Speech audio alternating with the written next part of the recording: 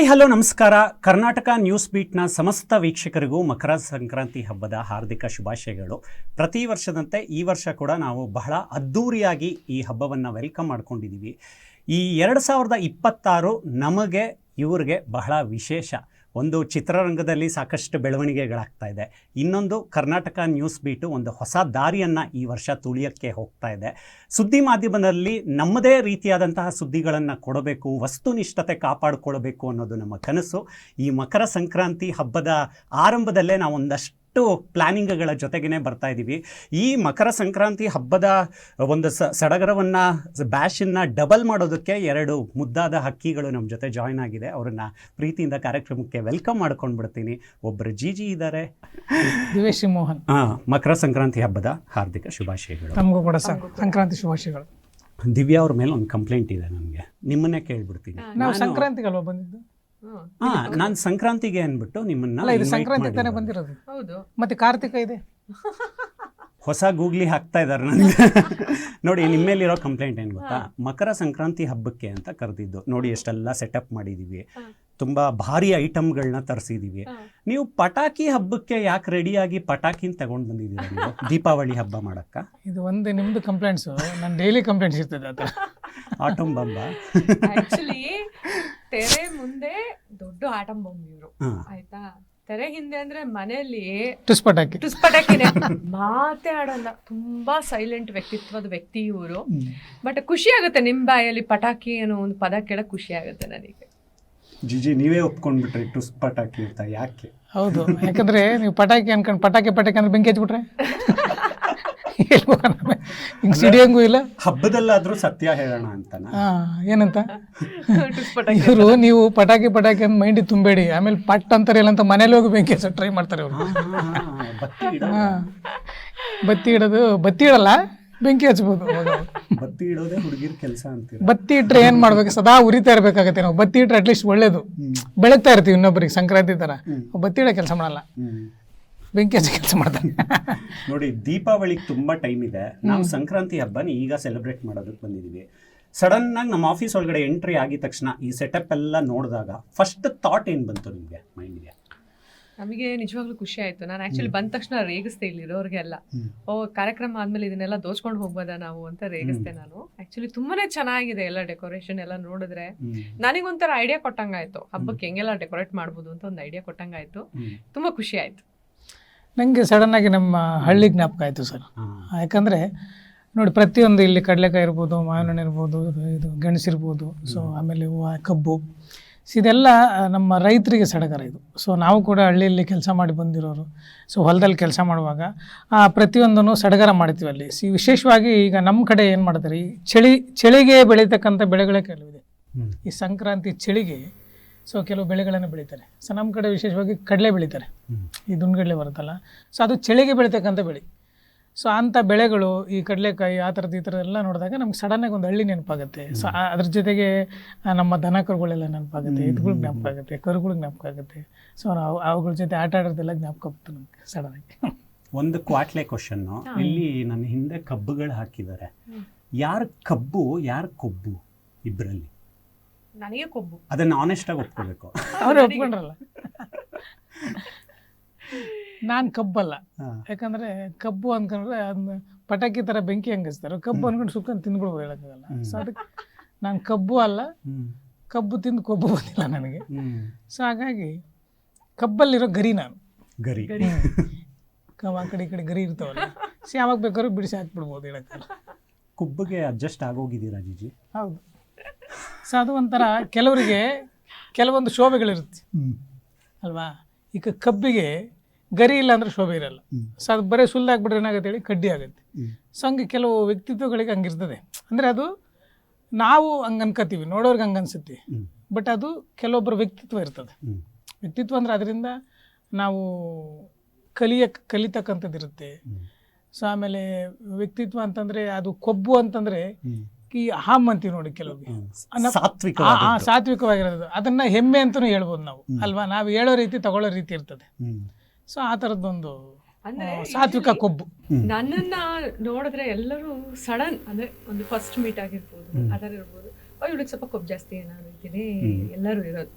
But ದಿನ ಕಳೆದಂಗೆ ಅವರೇ ಹೇಳ್ತಾರೆ ಕೊಬ್ಬು ಜಾಸ್ತಿ ಅನ್ಕೊಂಡಿದ್ವಿ, ಇಲ್ಲ ನಿನ್ಗೆ ಅಷ್ಟಿಲ್ಲ ಅಂತಾರೆ.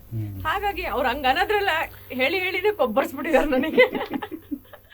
ಬಟ್ ಇಲ್ಲ ನೋಡಕ್ ಹಂಗ್ ಸಡನ್ ಆಗಿ ಹಂಗ ಅನ್ಸುತ್ತೆ. ಬಟ್ ಅದೇ ಸಾತ್ವಿಕ ಇಲ್ಲ, ಒಂದ್ ರೀತಿ ಅವ್ರು ಹೇಳ್ದಂಗೆ ಒಂದ್ ರೀತಿಯ ಕೊಬ್ಬು ನನಗಿದೆ. ಆ ಕೊಬ್ಬು ಒಂದ್ ರೀತಿ ಹಠ ಆಗಿದ್ದಕ್ಕೆ ಬಹುಶಃ ಇವ್ರು ನನಗೆ ಸಿಕ್ಕಿದ್ದು, ಜೀವನದಲ್ಲಿ ಇವ್ರು ನನಗೆ ಸಿಗೋದು. ಕೊಬ್ಬು ಇಷ್ಟ ಆಗಿದೆ ನಿಮ್ಗೆ? ಅದು ತುಂಬಾ ಜಾಸ್ತಿ ಆದ್ರೆ ಏನಾಗುತ್ತೆ, ದಬ್ಬು ಆಗುತ್ತೆ.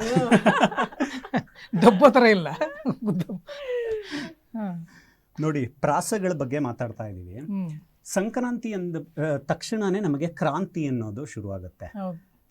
ನಿಮ್ಮ ಜೀವನದಲ್ಲಿ ಈ ವರ್ಷ ಶುರುವಾಗಿರೋ ಕ್ರಾಂತಿ ಹೇಗಿದೆ? ನಾನು ಕೆಲಸದ ವಿಚಾರವಾಗಿ ಕೇಳ್ತಾ ಇರೋದು ಇದನ್ನು. ತುಂಬಾ ಚೆನ್ನಾಗಿದೆ. ಅಂದ್ರೆ ಇನ್ನೊಂದು ಈ ವರ್ಷ ತುಂಬಾ ವಿಶೇಷ ಏನು ಅಂದ್ರೆ ಇಬ್ರು ಜೊತೆ ಕುತ್ಕೊಂಡು ಸಿನಿಮಾ ಸ್ಕ್ರಿಪ್ಟಿಂಗ್ ಮಾಡ್ತಾ ಇದೀವಿ. ಕ್ರಾಂತಿ ನಡೀತಾ ಇದೆ. ಆಕ್ಚುಲಿ ಈ ಡೈಲಾಗ್ ಹಿಂಗ್ ಬರ್ಬೇಕು, ಆ ಡೈಲಾಗ್ ಹಿಂಗ್ ಬರ್ಬೇಕು, ಈ ಸೀನ್ ಹಿಂಗ್ ಬರ್ಬೇಕು ಅನ್ನೋದು ನಿಜವಾಗ್ಲೂ ಕ್ರಾಂತಿ ನಡೀತಾ ಇದೆ. ಒಂಥರ ಖುಷಿ ಆಯ್ತು ಈ ವರ್ಷ. ಅದೊಂದು ಅವಕಾಶ ಸಿಕ್ಕಿದೆ ನಮ್ಗೆ ಒಟ್ಟಿಗೆ ಸೇರಿ ಸ್ಕ್ರಿಪ್ಟ್ ವರ್ಕ್ ಮಾಡೋದಕ್ಕೆ, ಸಿನಿಮಾ ವರ್ಕ್ ಮಾಡೋದಕ್ಕೆ ಒಂದು ಅವಕಾಶ ಸಿಕ್ಕಿದೆ. ಅದು ನಡೀತಾ ಇದೆ. ಸೊ 2026ಗೆ ಅದೊಂದು ವಿಶೇಷವಾಗಿ ಇಬ್ರು ಒಟ್ಟಿಗೆ ಸೇರಿ ಒಂದು ಕೆಲಸ ನಡೀತಾ ಇದೆ. ಅದು ವಿಶೇಷವಾಗಿ ನಮಗೆ ಇಷ್ಟವಾಗಿರೋ ಸಿನಿಮಾ ಕೆಲಸ ಅಲ್ವಾ. ಸೊ ಅದನ್ನು ಮನೆಯಲ್ಲೇ ಮಾಡ್ತಾ ಇರೋದ್ರಿಂದ ಸೊ ಅದೊಂದು ಹೊಸ ಬದಲಾವಣೆ. ಸೊ ಅದನ್ನು ನೋಡ್ತಾ ಇದ್ರೆ ಅನ್ಸುತ್ತೆ, ನೀವು ಹೇಳಿದಲ್ಲ ಪ್ರಾಸ, ಸದಾ ಜೊತೆಗಿದ್ದರೆ ಹೇಳ್ತಿ ಪ್ರತಿದಿನವೂ ಸಂಕ್ರಾಂತಿ. ಅದು ಇನ್ನೊಂದು ಲೈನ್ ಹೇಳ್ಬಿಟ್ರೆ ಚೆನ್ನಾಗಿರುತ್ತೆ. ಹಂಗೆ ಅನ್ಕೊಳ್ಳೋದು ನಮ್ಮ ಪ್ರಾಂತಿ ಅಂತ. ಆಗಬಾರದು ಭಾವನೆಗಳ ವಾಂತಿ. Very good. ಲಿಮಿಟ್ ಆಗಿರ್ಬೇಕು, ಲಿಮಿಟ್ ಆಗಿರ್ಬೇಕೆಲ್ಲ. ಹೌದು. ಶಾಂತಿ ಇತಿಮಿತಿಯಲ್ಲಿದ್ರೆ ಎಲ್ಲ ಶಾಂತಿ. ನೋಡಿ, ಇತಿಮಿತಿ ಅಲ್ಲೂ ಬಂತು. ಇತಿಮಿತಿಯಲ್ಲಿದ್ರೆ ಶಾಂತಿ. ಪ್ರತಿ ಹಬ್ಬಗಳಿಗೂ ಅದರದೇ ಆದಂಥ ವಿಶೇಷತೆ ಇರುತ್ತೆ. ನಮಗೆ ಜನವರಿಯಲ್ಲಿ ಸಂಕ್ರಾಂತಿ ಬರೋದ್ರಿಂದ ಒಂಥರ ಕಿಕ್ ಸ್ಟಾರ್ಟ್ ಇದು. ದೊಡ್ಡ ದೊಡ್ಡ ಸಿನಿಮಾಗಳ ಅನೌನ್ಸ್ಮೆಂಟ್ ಆಗುತ್ತೆ, ದೊಡ್ಡ ದೊಡ್ಡ ಪ್ರಾಜೆಕ್ಟ್ಗಳು ಟೇಕ್ ಆಫ್ ಆಗುತ್ತೆ, ಮತ್ತು ಸಂಕ್ರಾಂತಿ ಅನ್ನೋದೇ ಒಂದು ಹೊಸ ಪ್ರಾರಂಭವನ್ನು ಕೊಡುತ್ತೆ ನಮ್ಮ ಸ್ಯಾಂಡಲ್ವುಡ್ಗೂ ಕೂಡ. ನಿಮಗೆ ಯಾವುದಾದ್ರೂ ಮರೆಯೋಕ್ಕಾಗದೇ ಇರೋ ಸಂಕ್ರಾಂತಿ ಇನ್ಸಿಡೆಂಟು ಈ ಸಂದರ್ಭದಲ್ಲಿ ನೆನಪಿಸ್ಕೋಬೋದಾ? ತುಂಬ ವಿಶೇಷ ನೆನಪಲ್ಲಿ ಉಳಿಯುವಂಥದ್ದು. ಸಂಕ್ರಾಂತಿ ಅಂದರೆ ನನಗೆ ವಿಶೇಷ ಏನು ಅಂದರೆ ಇವರು ಹುಟ್ಟಿದ್ದೆ ಸಂಕ್ರಾಂತಿ ದಿವಸ. ಓಕೆ. ಸೊ ಅದೇ ಒಂದು ಖುಷಿ. ಪ್ರಾಬ್ಲಮ್ ಅಲ್ಲಿಂದ ಶುರುವಾಗಿದೆ. ಅದಕ್ಕೆ ಪ್ರತಿ ವರ್ಷ ಸಂಕ್ರಾಂತಿಗೆ ನಮ್ಗೆ ವಿಶ್ ಮಾಡ್ತಿರ್ತಾರೆ, ಮಗನೇ ಹುಟ್ಟಬಾರ್ದಿತ್ತು, ಹುಟ್ಟುಬಿಟ್ಟಿದೆಯಾ, ಹುಟ್ಟಿದ ತಪ್ಪಿಗೆ ನಿನ್ನ ಸಂಕ್ರಾಂತಿ ಶುಭಾಶಯಗಳು, ಹುಟ್ಟಿದ ಹಬ್ಬದ ಶುಭಾಶಯಗಳು ಅಂತ. ಅಂದರೆ ಬೈಕೊಂಡು ವಿಶ್ ಮಾಡೋದು ಅಲ್ಲ, ಅದು ಒಂದು ರೀತಿಯಲ್ಲಿ ತುಂಬ ಆತ್ಮೀಯವಾಗಿ ಮಾಡ್ತಾರೆ ಕೆಲವರು. ನಾವು ಕೆಲವು ಫ್ರೆಂಡ್ಸ್ಗೆಲ್ಲ ಹಂಗೆ ಮಾಡ್ತಾ ಇರ್ತೀವಿ, ಹುಟ್ಟಬಾರ್ದಿತ್ತು ಇವತ್ತು, ಹುಟ್ಟುಬಿಟ್ಟಿದೆಯಾ, ಹುಟ್ಟಿದ ತಪ್ಪಿಗೆ ನಿಂಗೆ ಶುಭಾಶಯಗಳು. ಬಟ್ ನನಗದು ವಿಶೇಷ. ಅವ್ರು ಅದು ಒಂಥರ ಹಾಸ್ಯ ರೂಪದಲ್ಲಿ ಹೇಳ್ತಿದ್ದಾರೆ. ಬಟ್ ಸಂಕ್ರಾಂತಿ ಹಬ್ಬದ ದಿವಸ ನೋಡಿ, ಎರಡೆರಡು ಹಬ್ಬ ನಮಗೆ ಮನೆಯಲ್ಲಿ. ಇವ್ರದ್ದು ಹುಟ್ಟದ ಹಬ್ಬ ಆಗಿರ್ಬೋದು, ಸಂಕ್ರಾಂತಿ ಹಬ್ಬ ಆಗಿರ್ಬೋದು. ಆಮೇಲೆ ಹೆಣ್ಮಕ್ಳಿಗೆ ಅದಕ್ಕಿಂತ ಹೆಚ್ಚಿಗೆ ಏನ್ ಬೇಕು ಹೇಳಿ, ಡಬಲ್ ದಬಾಗ ಹಬ್ಬ. ಮನೇಲಿ ಹಬ್ಬ ಇರೋದು ಹಬ್ಬ. ಇವರಿಗೆ ಸೆಲೆಬ್ರೇಷನ್ ಅಂದ್ರೆ ಇಷ್ಟ ಆಗಲ್ಲ, ಕೇಕ್ ಕಟ್ ಮಾಡೋದು, ಬರ್ಡೇ ಸೆಲೆಬ್ರೇಟ್ ಮಾಡೋದು ಅವೆಲ್ಲ ದೂರ ಇವರು. ಬಟ್ ಹಬ್ಬದ ದಿವಸ ಆಗಿರೋದ್ರಿಂದ ಹೆಂಗೋ ಒಂದು ದೇವ್ರ ಪೂಜೆ ಪುನಸ್ಕಾರ, ದೇವಸ್ಥಾನ ಆಚರಣೆ ಜೊತೆಗೆ ಇವ್ರ ಹಬ್ಬನೂ ಬರ್ತಡೇ ಏನು ನಡೆದು ಹೋಗ್ಬಿಡುತ್ತೆ. ಅದೇ ನನಗೆ ಮದುವೆ ಆದ್ಮೇಲೆ ಏನಂದ್ರೆ ವಿಶೇಷವಾಗಿ ಸಂಕ್ರಾಂತಿ ಅಂದ್ರೆ ನಾವು ಎಲ್ಲ ಹಬ್ಬಗಳಲ್ಲೂ ಒಂದೇ ಥರ ಇರ್ತಿದ್ವಿ. ಬಟ್ ಮದುವೆ ಆದಮೇಲೆ ಇವರು ಪ್ರತಿ ಹಬ್ಬವನ್ನು ವಿಶೇಷವಾಗಿ ಆಚರಣೆ ಮಾಡ್ತಾರೆ. ಸೊ ಆಮೇಲೆ ಕ್ರಮಬದ್ಧವಾಗಿ ಆಚರಣೆ ಮಾಡ್ತಾರೆ. ಸೊ ಆಮೇಲೆ ಸಂಕ್ರಾಂತಿನೂ ಕೂಡ ಸೊ ಕ್ರಮಬದ್ಧವಾಗಿ ಒಂದಿನ ಬಂದರೆ ಒಂದಿನ, 2 ದಿನ ಬಂದರೆ 2 ದಿನ ಏನೇನು ಮಾಡ್ಬೇಕು ಅದನ್ನೆಲ್ಲ ಸೊ ಅದನ್ನು ಆಚರಣೆ ಮಾಡ್ಕೊಂಡು ಬಂದಿದ್ರು. ಮಗಳು ಬಂದಮೇಲೆ ಇನ್ನೂ ಚೆನ್ನಾಗಿ ವಿಶೇಷವಾಗಿ ಆಚರಣೆ ಮಾಡ್ತಾರೆ. ಸೊ ಅದು ನನಗೆ ಖುಷಿ ಆಗುತ್ತೆ ಇಷ್ಟು ಮನೆಯಲ್ಲಿ. ದಿನ ಹಬ್ಬ ಇರಲ್ಲ ತಾನೆ, ಏನು ಅದೇ ಹೇಳಿದ್ನಲ್ಲ, ಜೊತೆಯಲ್ಲಿದ್ದರೆ ಹೆಂಡ್ತಿ ಪ್ರತಿದಿನವೂ ಸಂಕ್ರಾಂತಿ ಅಂತ. ಎರಡಲ್ಲಿ ಸಾಕು, ಹೌದು, ಮೂರನೇದು ಬೇಡ. ನೋಡಿ, ಜಿಜಿ ಅವ್ರು ಏನನ್ನೂ ರಿವೀಲ್ ಮಾಡೋದಕ್ಕೆ ಇಷ್ಟಪಡ್ತಾ ಇರಲಿಲ್ಲ. ಇರಲಿ, ಇಲ್ಲ, ರಿವೀಲ್ ಆಗ್ಬಿಟ್ಟಿದೆ ಆಗಲಿ. ಸೋಲಪ್ಕೊಂಡ್ಬಿಟ್ಟಿದ್ದೀರಾ? ಇಲ್ಲ, ಆ್ಯಕ್ಚುಲಿ ತುಂಬ ಒಂದು ಸಾಫ್ಟ್ ನೇಚರ್ಡ್ ಪರ್ಸನ್ ಇವರು. ತುಂಬ ಸೌಮ್ಯತೆ ಇದೆ, ಮುಗ್ಧತೆ ಇದೆ ಅವರಲ್ಲಿ. ಇವ್ರು ಹಿಂಗೆ ರೇಗಿಸ್ತಾರೆ, ಹಿಂಗೆ ಹೇಳ್ತಾರೆ ಅಷ್ಟೇ. ಬಟ್ ಸಖತ್ ಅಂದರೆ ಸೈಲೆಂಟ್ ಅಂದರೆ ಸೈಲೆಂಟ್. ಅವರು ಇಡೀ ದಿವಸದಲ್ಲಿ ಹೆಚ್ಚಿಗೆ ಮಾತಾಡೋದೆ, ಟೀ ಕೊಡ್ತೀಯನಮ್ಮ, ಎಲ್ಲರೂ ಹೊರಗೋಗ್ಬೇಕಾದ್ರೆ ಬರ್ತೀನಿ, ಆಯ್ತೇನಮ್ಮ, ಇಷ್ಟೇ ಮಾತಾಡೋದು. ಹೆಚ್ಚು ಮಾತಿಲ್ಲ ಅಂದ್ರೆ ಜಗಳ ಎಲ್ಲಿ, ಹೊಡೆದಾಟ ಎಲ್ಲಿ, ಬಡದಾಟ ಎಲ್ಲಿ, ಮಾತೇ ಇಲ್ಲ. ಭಾರಿ ಸೈಲೆಂಟ್. ಅವ್ರಾಯ್ತು, ಅವ್ರ ಕೆಲಸ ಆಯಿತು. ಸ್ಕ್ರಿಪ್ಟ್ ವರ್ಕ್ ಇತ್ತು ಅಂದರೆ ಬರಿತಾ ಕೂತ್ಕೊತಾರೆ. ಏನಾದ್ರು ಟಿವಿ ನೋಡಬೇಕು ಅನ್ಸಿದ್ರೆ ನೋಡ್ತಾರೆ. ಯಾವ್ದಾದ್ರು ಕಾಲ್ಸ್, ಇಂಪಾರ್ಟೆಂಟ್ ಕಾಲ್ಸ್ ಇದ್ರೆ ಕಾಲ್ಸಲ್ಲಿ. ನಾವು ಮನೇಲೇ ಇರಬೇಕಲ್ಲ, ಅದಕ್ಕೆ ಕಮ್ಮಿ ಮಾತಾಡಬೇಕು. ಮುಂದಿನ ದುಷ್ಪರಿಣಾಮಗಳ ಬಗ್ಗೆ ಯೋಚನೆ ಮಾಡ್ತಾ. ಬಟ್ ನನಗೆ ಆ್ಯಕ್ಚುಲಿ ಫಸ್ಟು ಮದುವೆ ಅನ್ನೋ ಕಾನ್ಸೆಪ್ಟ್ ಬಂದಾಗ ಕಾರ್ತಿಕ್ ಜಿ ಹೆದರಿಸ್ಬಿಟ್ಟಿದ್ರು. ಹೆಂಗೆ ಅಂದರೆ ಇವ್ರ ಸ್ವಭಾವ ನನಗೆ ಬಹಳ ಚೆನ್ನಾಗಿ ಗೊತ್ತಿತ್ತು. ಯಾಕಂದರೆ ಕಾಮಿಡಿ ಕಿಲಾಡಿಲಿ ನೋಡ್ಬಿಟ್ಟಿದ್ದೆ ನಾನು ಜಿಜಿ ಅವ್ರನ್ನ. Silent nature.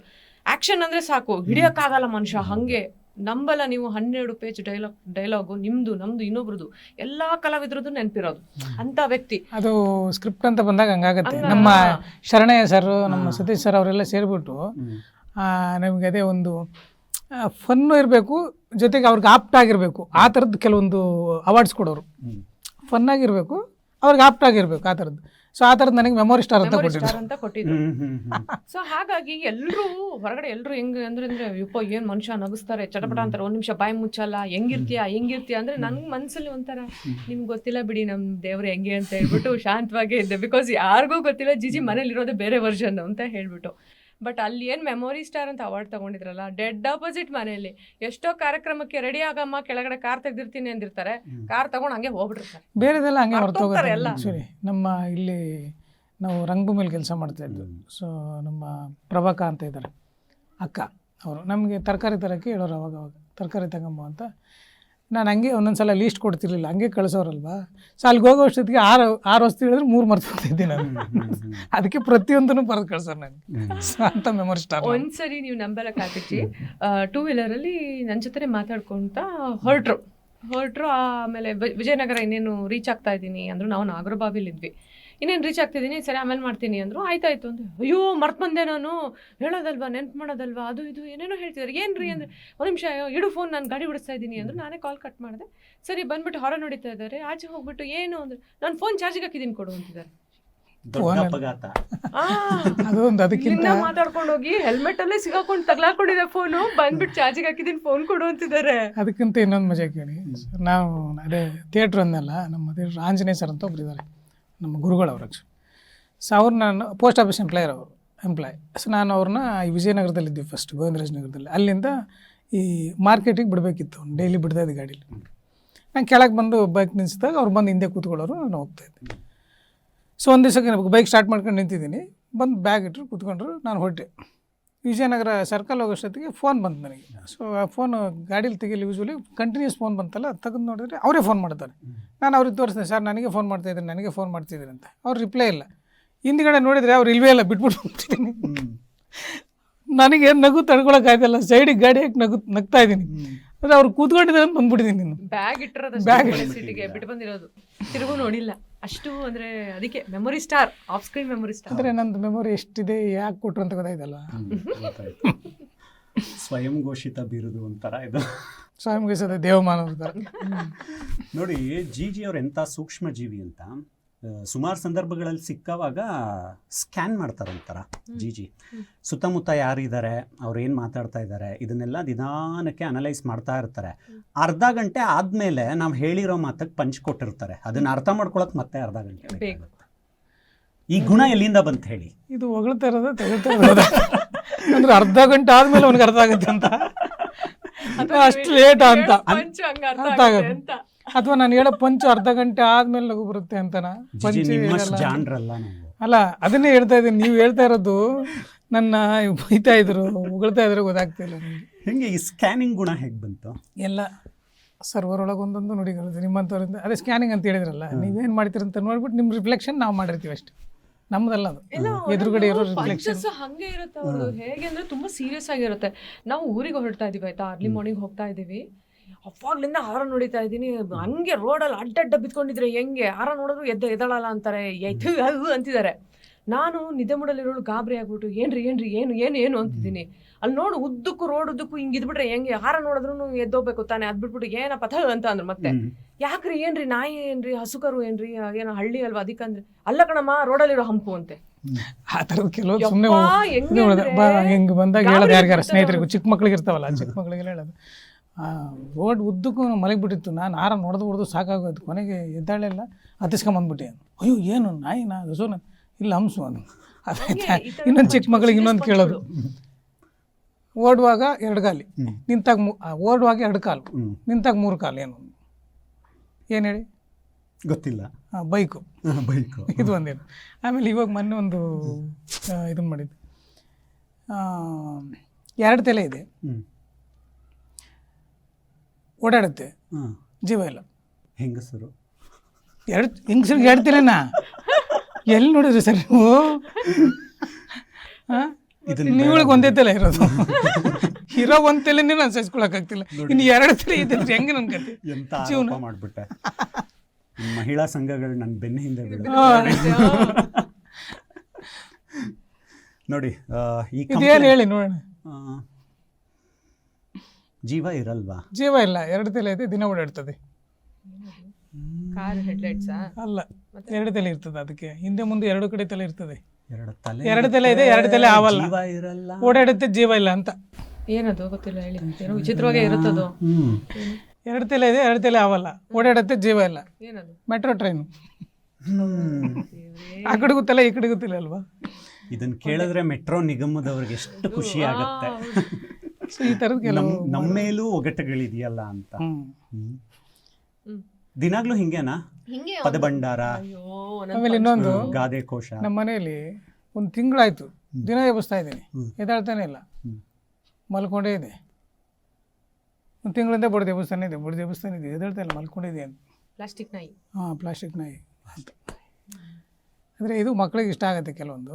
ಈಗ ಹೇಳಿದ್ರಲ್ಲ, ಕೆಲವೊಬ್ರು 1 ತಿಂಗಳಾದ್ಮೇಲೆ ನಗ್ತಾರೆ, ಅದಕ್ಕೆ ನಾವೇ ನೋಡ್ಕೋದಿಲ್ಲ. ಹೌದೌದು, ನಾನೇ ಬಲಿಪಶು. ಎಲ್ಲ ಫಸ್ಟ್ ನನ್ನ ಮೇಲೆ ಎಕ್ಸ್ಪೆರಿಮೆಂಟ್ ಆಗೋದಿತ್ತು.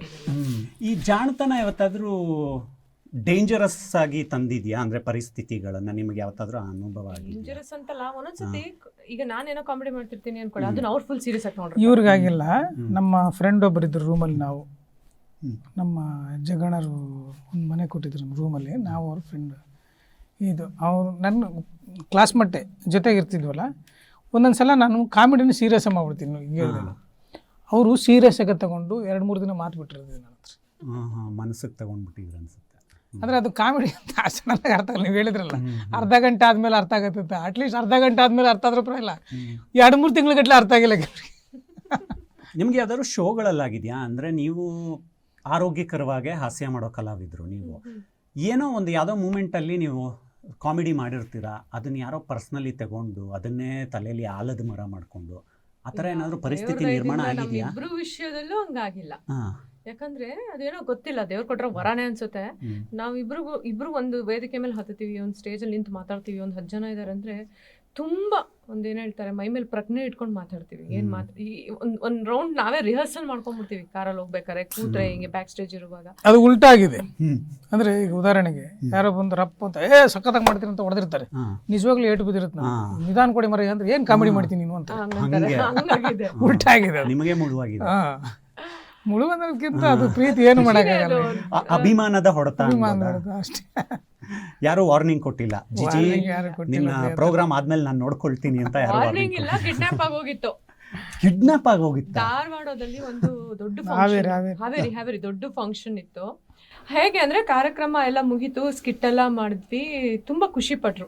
ಅದು ಹೇಗೆ ಅಂದ್ರೆ ಕಾಮಿಡಿ ಕಿಲಾಡಿ ಸೀಸನ್ 1 ನಾವು ಮೊದಲನೇ ಸೀಸನ್ ಅಲ್ಲಿ ಇದ್ದಿದ್ರಿಂದ ಒಂದು ಹೈಪ್ ಇತ್ತು, ಬೇರೆ ಇನ್ಯಾವುದು ಕಾಮಿಡಿ ಶೋ ಇರ್ಲಿಲ್ಲ. ಸೊ ಆ ಉತ್ತರ ಕರ್ನಾಟಕದವರು ಜನರು ಪ್ರೀತಿ ಗೊತ್ತಲ್ಲ ನಿಮಗೆ. ಸ್ಟೇಜ್ ಮುಗಿಸಿ ಇನ್ನೇನು ಸೈಡ್ ಇಳಿಬೇಕಿತ್ತು, ಜನ ನುಗ್ಲು. ಆಮೇಲೆ ಪೊಲೀಸವರು ನನಗೆ ಪ್ರೊಟೆಕ್ಟ್ ಮಾಡಕ್ ಶುರು ಮಾಡಿದ್ರು. ಮೇಡಮ್ ಬನ್ನಿ, ನೀವು ಲೇಡೀಸ್ ಫಸ್ಟ್ ನಿಮ್ಮನ್ನ ಕಾರ್ಯಗತಿಸ್ಬಿಡ್ತೀವಿ ಅಂತ. ನನ್ನ ಜೊತೆ ಪೊಲೀಸ್ ಅವರು ಡಿವೈಡ್ ಆದ್ರು. ಇವ್ರು ನನ್ನಿಂದ ಇದ್ದು, ನೀನು ಹೋಗ್ಬಿಡಮ್ಮ, ಫಸ್ಟ್ ನೀನ್ ಸೇಫ್ಟಿ ಮುಖ್ಯ, ಹೋಗ್ಬಿಡು ಅಂತ ಅಂದ್ರು. ಸರಿ ಅಂದ್ಬಿಟ್ಟು ನಾನು ಅವ್ರ ಮುಂದೆ ಪಾಸ್ ಆಗ್ತಾ ಇದ್ದೀನಿ, ಹಿಂದೆ ತಿರುಗಿ ನೋಡ್ತಾ ಇದ್ದೀನಿ. ಕೆಳಗಡೆ ಒಂದ್ ಸ್ವಲ್ಪ ಜನ ಹುಡುಗರೆಲ್ಲ ಇದ್ದವರು, ಅಣ್ಣ ಆ ಕಡೆಯಿಂದ ಹೋದ್ರೆ ಎಲ್ಲ ಎಳ್ಕೊಂಡು ಹೋಗ್ಬಿಡ್ತಾರೆ, ಈ ಸ್ಟೇಜ್ ಬ್ಯಾಕ್ ಸ್ಟೇಜಿಗೆ ಬನ್ನಿ, ನಾವ್ ಇಲ್ಲಿ ಚೇರ್ ಹಾಕ್ತೀವಿ, ಇಳಿಸ್ಕೊತೀವಿ, ಬನ್ನಿ ಬನ್ನಿ ಬನ್ನಿ ಅಂದ್ರು. ಇವ್ರು ಹಿಂಗೆ ಇಳಿದ್ರು, ನೋಡ್ತಾ ಇದ್ದೀನಿ, ಜಸ್ಟ್ ಹಿಂಗ್ ಒಂದ್ ಕಾಲ್ ಹಿಂಗ್ ಕೆಳಗೆ ಇಟ್ಟಿದ್ದಷ್ಟೇ, ಹಂಗೆ ಎತ್ಕೊಂಡು ಹೋಗ್ಬಿಟ್ರು. ಅದು ಎತ್ತರ ಇದೆ, ಹೈಟ್ ಹಾಕ್ಬಿಡೋದು ಸ್ಟೇಜ್. ಇಳಿಯಕ್ಕೆ ಮೆಟ್ಲುಗಳು ಆ ಕಡೆಗೆ ಇದೆ, ಆ ಕಡೆಗೆ ಜನ ಎಲ್ಲ ಫುಲ್ ತುಂಬ, ಈ ಕಡೆ ಬನ್ನಿ ಅಂತ. ಇವ್ರು ಇಳಿದು ಹೋದ್ರು. ನಾನು ಹಿಂಗೆ ಇಳಿಯಕ್ಕೆ ಒಂದು ಬನ್ನಿ ಇಳಿಸ್ಕೊಂತ ಹಿಂಗೆ ಅಂದ್ರು, ಹಿಂಗ್ ಕೈ ಕೊಟ್ಟು ಅಷ್ಟೇನೆ, ಹಂಗೆ ಎದ್ಕೊಂಡು ಹಿಂಗೆ ಹೊತ್ಕೊಂಡು ಹೋಗಿದ್ದಾರೆ. ಅದು ಹೊತ್ಕೊಂಡು ಹೋಗೋದಿರ್ಲಿ, ಕೆಳಗಡೆ ಒಬ್ರಿಗೆ ಜೀವ ಗಿಂಡ್ತಾರೆ, ಮಾಡ್ತಾರೆ, ಗುದ್ದುತ್ತಾರೆ, ಇದನ್ನ ಮಾಡ್ತಾರೆ. Official kidnap. ಅಲ್ಲಿ ಬೇರೆ ಅಲ್ಲಿ ಒಂದು ಓಮ್ನಿ ಇದೆ, ಅದರಲ್ಲಿ ವೈ ಅದ್ರ ದಬ್ಬ ಅದ್ರೊಳಗೆ ದಬ್ಬು ಅಂತ ಹೇಳ್ತಿದ್ದಾರೆ. ನಮಗೆಲ್ಲ ಟೆನ್ಷನ್. ನನ್ನ ಜೊತೆ ಇಬ್ರು ಪೊಲೀಸರು ಇದ್ದವ್ರು, ಮೇಡಮ್ ನೀವು ಪ್ಲೀಸ್ ಇವ್ರ ಜೊತೆ ಹೋಗ್ಬಿಡಿ, ಬಿಟ್ರೆ ಅವ್ರು ಏನಾರು ಉಡಾಳ್ತನ ಮಾಡ್ತಾರೆ ಅಂತ ಹೇಳ್ಬಿಟ್ಟು ಮತ್ತೆ ಅವ್ರು ಬಂದು ಎಲ್ಲರೂ ಲಾಠಿ ಚಾರ್ಜ್ ಮಾಡಿ ಬಿಡಿಸ್ಕೊಂಡು ಹೋದ್ರು. ಈಗ ಕಿಡ್ನಾಪ್ ಏನೋ ಆಗೋಗಿತ್ತು, ದುಡ್ಡು ಡಿಮ್ಯಾಂಡ್ ಮಾಡಿದ್ರೆ ಕೊಡ್ತೀರಾ? ಎಷ್ಟು ಕೊಡ್ತಿದ್ರಿ? ದುಡ್ಡೆಲ್ಲಿ ಬೇಕಾದ್ರೆ UGC ನಾನು ನಿಮ್ ಜೊತೆನೇ ಇದ್ಬಿಡ್ತೀನಿ, ಮನೆ ಕಳಿಸ್ಬಿಡ್ರಿ ಬೇಕಾದ್ರೆ. ಕರ್ಕೊಂಡು ಹೋಗಿ ಅಂತ ಹೇಳ್ತಾ ಇರೋದು. ಒಳ್ಳೆ ಕೆಲಸ ಮಾಡಿದೀರಾ ಅಂತ. ನಾವಿಲ್ಲಿ ಬೆಲೆ ಬಾಳಲ್ಲ ಅಂತ ಗೊತ್ತಾಯ್ತು. ಇಲ್ಲ, ಈ ಥರದೊಂದಷ್ಟು ಇನ್ಸಿಡೆಂಟ್ಸ್ಗಳಾಗಿದೆ. ನಾವು ಈವೆಂಟ್ಸ್ಗೆಲ್ಲ ಹೋದಾಗ್ಲೆಲ್ಲ ಒಳ್ಳೊಳ್ಳೆ ಅನುಭವಗಳು. ಕೆಟ್ಟ ಅನುಭವ ಅಂತ ಎಲ್ಲೂ ಆಗಿಲ್ಲ ಸದ್ಯ. ಅಂದರೆ ಆಯಿತು ಕಾಮಿಡಿ ಕಿಲಾಡಿ ಅಂದರೆ 2016ರಿಂದ ಜರ್ನಿ ಶುರುವಾಗಿದ್ದು. ಇದುವರೆಗೂ ಒಂದು 300-400 10 ವರ್ಷ ಆಗೋಯ್ತು ನೋಡಿ. ಎಕ್ಸಾಕ್ಟ್ಲಿ ಈ ಸಂಕ್ರಾಂತಿಗೆ 2016 300-350 ವೇದಿಕೆ ಮೇಲೆ ಕಾರ್ಯಕ್ರಮಗಳು. ಬಟ್ 10 ವರ್ಷ ಆದ್ರೂ ಜನ ಈಗಲೂ ಕೂಡ ಅಷ್ಟೇ ಪ್ರೀತಿಯಿಂದ ಮಾತಾಡ್ತಾರೆ. ಅದಕ್ಕೆ ನಾವು ಎಷ್ಟು ಋಣಿಯಾಗಿದ್ರು ಸಾಲದು. ಯಾಕಂದರೆ ನಿನ್ನೆ ಮನೆ ನೋಡಿರ್ತಾರನೇ ಮಾತಾಡ್ತಾರೆ. ಸೊ ಅದವರು ಪ್ರೀತಿ ನಾವು ಬೆಲೆ ಕಟ್ಟೋಕ್ಕಾಗಲ್ಲ. ಮತ್ತೆ ಇಬ್ರಿಗೂ ವಯಸ್ಸು ಆಗಿಲ್ಲ ಅಲ್ಲ?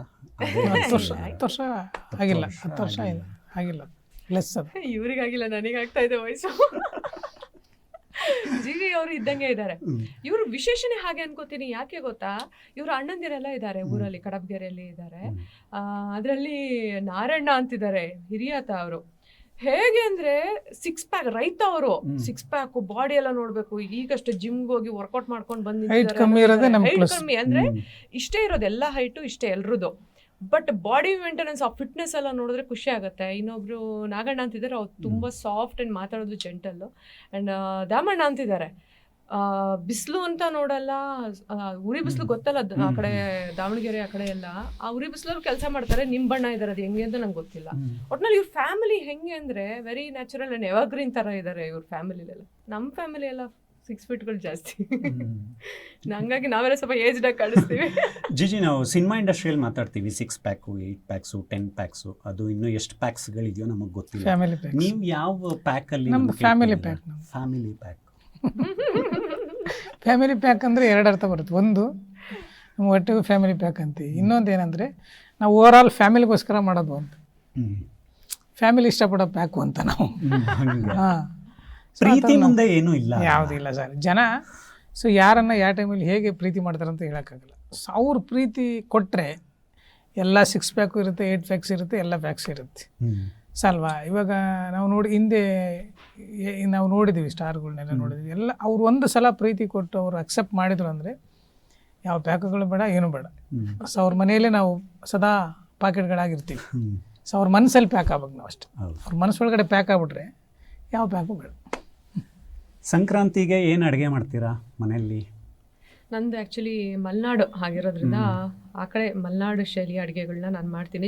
ಜೊತೆಗೆ ಇವರಿಗೆ ಜೋಳದ ರೊಟ್ಟಿ ಅಂದರೆ ಬಹಳ ಇಷ್ಟ, ಮೆಣಸಿನ್ಕಾಯಿ ಚಟ್ನಿ ಅಂದರೆ ಇಷ್ಟ, ಆಮೇಲೆ ಜೋಳದ ಮುದ್ದೆ, ಮಜ್ಜಿಗೆ ಉದ್ಕ, ಆ ಥರ ಶೇಂಗಾ ಬಾಜಿ, ಆ ಥರದ್ದೆಲ್ಲ ಇವ್ರ ಕಡೆ ಅಡುಗೆನೇ ವಿಶೇಷವಾಗಿರುತ್ತೆ. ಸೊ ನಮ್ಮ ಮನೇಲಿ ಸಂಕ್ರಾಂತಿ ಅಂತಲ್ಲ, ಯಾವುದೇ ಹಬ್ಬ ಇರ್ಬೋದು, ನಾರ್ಮಲ್ ಡೇಸ್ ಆಗಿರ್ಬೋದು, ಒಂಥರ ಮಿಕ್ಸ್ಡ್ ಫುಡ್ ಕಲ್ಚರ್ ಇದೆ ನಮ್ಮಲ್ಲಿ.